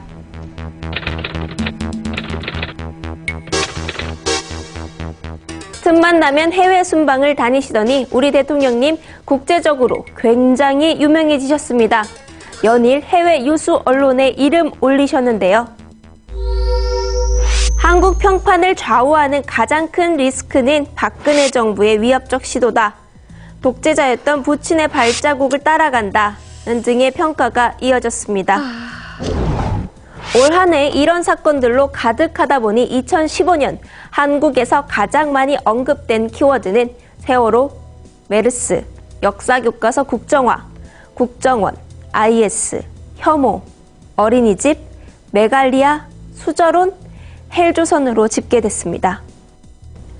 온통 우울한 소식들 뿐이지만 내가 서 있는 자리를 명확히 알아야 극복도 가능하겠죠. 그래도 여러분이나 저나 이런 나라에서 살아내고 있다는 것 자체가 대단한 일 아닐까 싶습니다. 오늘 PT뉴스 여러분에게, 저에게 박수치며 마치겠습니다. 감사합니다.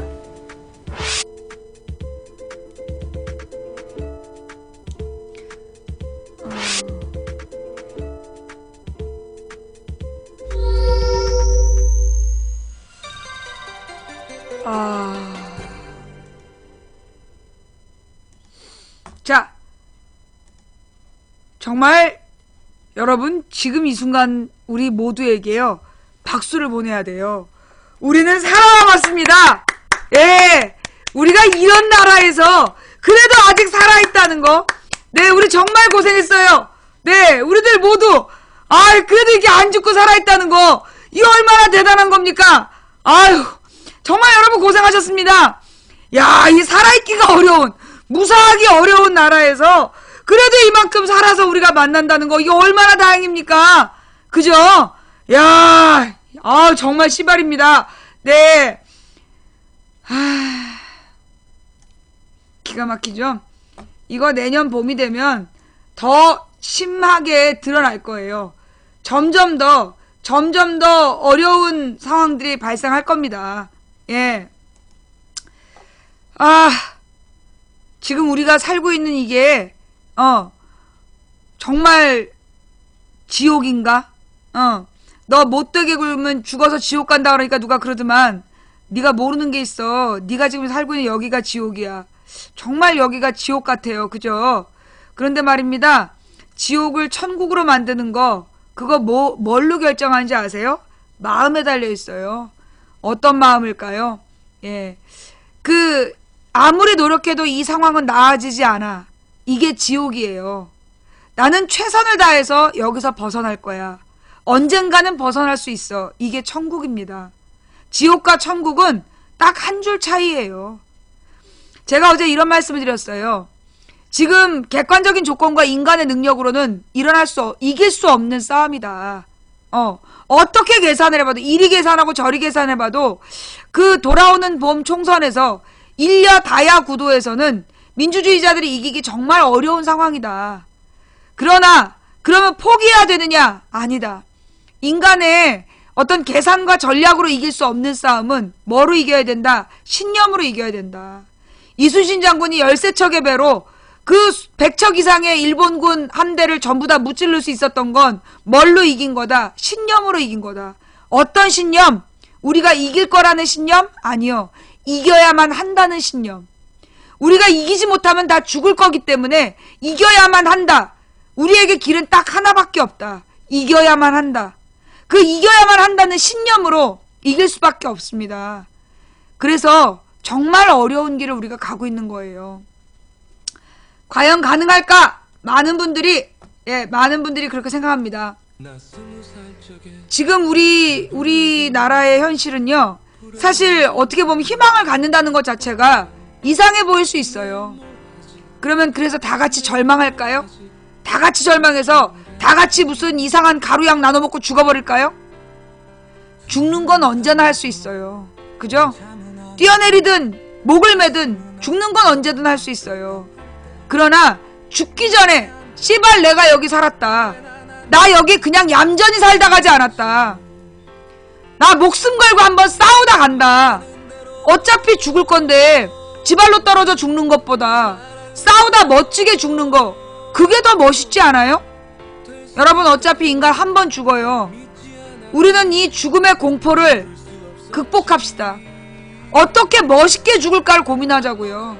이왕 한 번 죽는 거 제발로 그냥 나는 패배자야, 나는 루저야, 그리고 목 매달고 죽거나 제발로 뛰어내리기보다 마지막까지 싸우다 죽읍시다. 어차피 우리는 지금 길은 딱 하나예요. 이겨야만 합니다. 이기지 못하면 우린 모두 죽기 때문에 이겨야만 해요. 단 하나의 방법이에요. 신념을 가지고 나아갑시다. 그게 되겠냐? 된다고 믿든 안 된다고 믿든 당신의 믿음대로 될 겁니다. 그런데 그거 아세요? 나의 믿음이 당신의 믿음보다 강합니다. 될 거라는 믿음이 안 될 거라는 당신의 믿음보다 강하기 때문에 나는 가능하다고 봅니다. 한 사람이 꾸는 꿈은 꿈일 뿐이지만 100인이 꾸고 만인이 꾸면 현실이 된다. 우리는 그렇게 기적을 이루어왔습니다. 대한민국 국민은 20세기 내내 민주주의의 기적의 역사를 써왔습니다.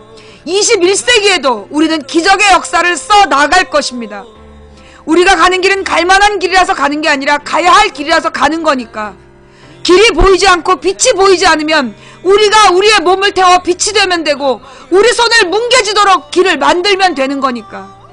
인간의 가치는 그가 품고 있는 희망의 질량에 비례하니까 그래서 우리는 갈 겁니다. 이기기 어려운 싸움에서 지지 않는 단 하나의 방법은 포기하지 않는 거니까. 그래서 기적이 필요하다면 우리는 기적을 만들면 됩니다. 함께 가시겠습니까? 오늘 함께 해주신 모든 분들께 진심으로 감사드립니다. 방이 열리자마자 달려와 주신 모든 분들께 감사드리고요. 그리고 후원해주신 한 분 한 분 진심으로 감사드립니다. 일일이 감사 인사 못 드린 점 대단히 죄송하고요. 그럼에도 불구하고 후원해주신 모든 분께 감사드립니다. 그리고 추천해주신 4,003분께 진심으로 감사를 드립니다. 이 방송 녹음 녹화 떠서 유튜브와 팟캐스트에 올려주시는 참세상님, 여비고님, 그리고 풍행국님께 진심으로 감사를 드리면서 다음 방송 때까지 건강하십시오. 매니저님들 수고하셨습니다. 다음 방송은 내일 낮 2시에 돌아올게요. 감사합니다.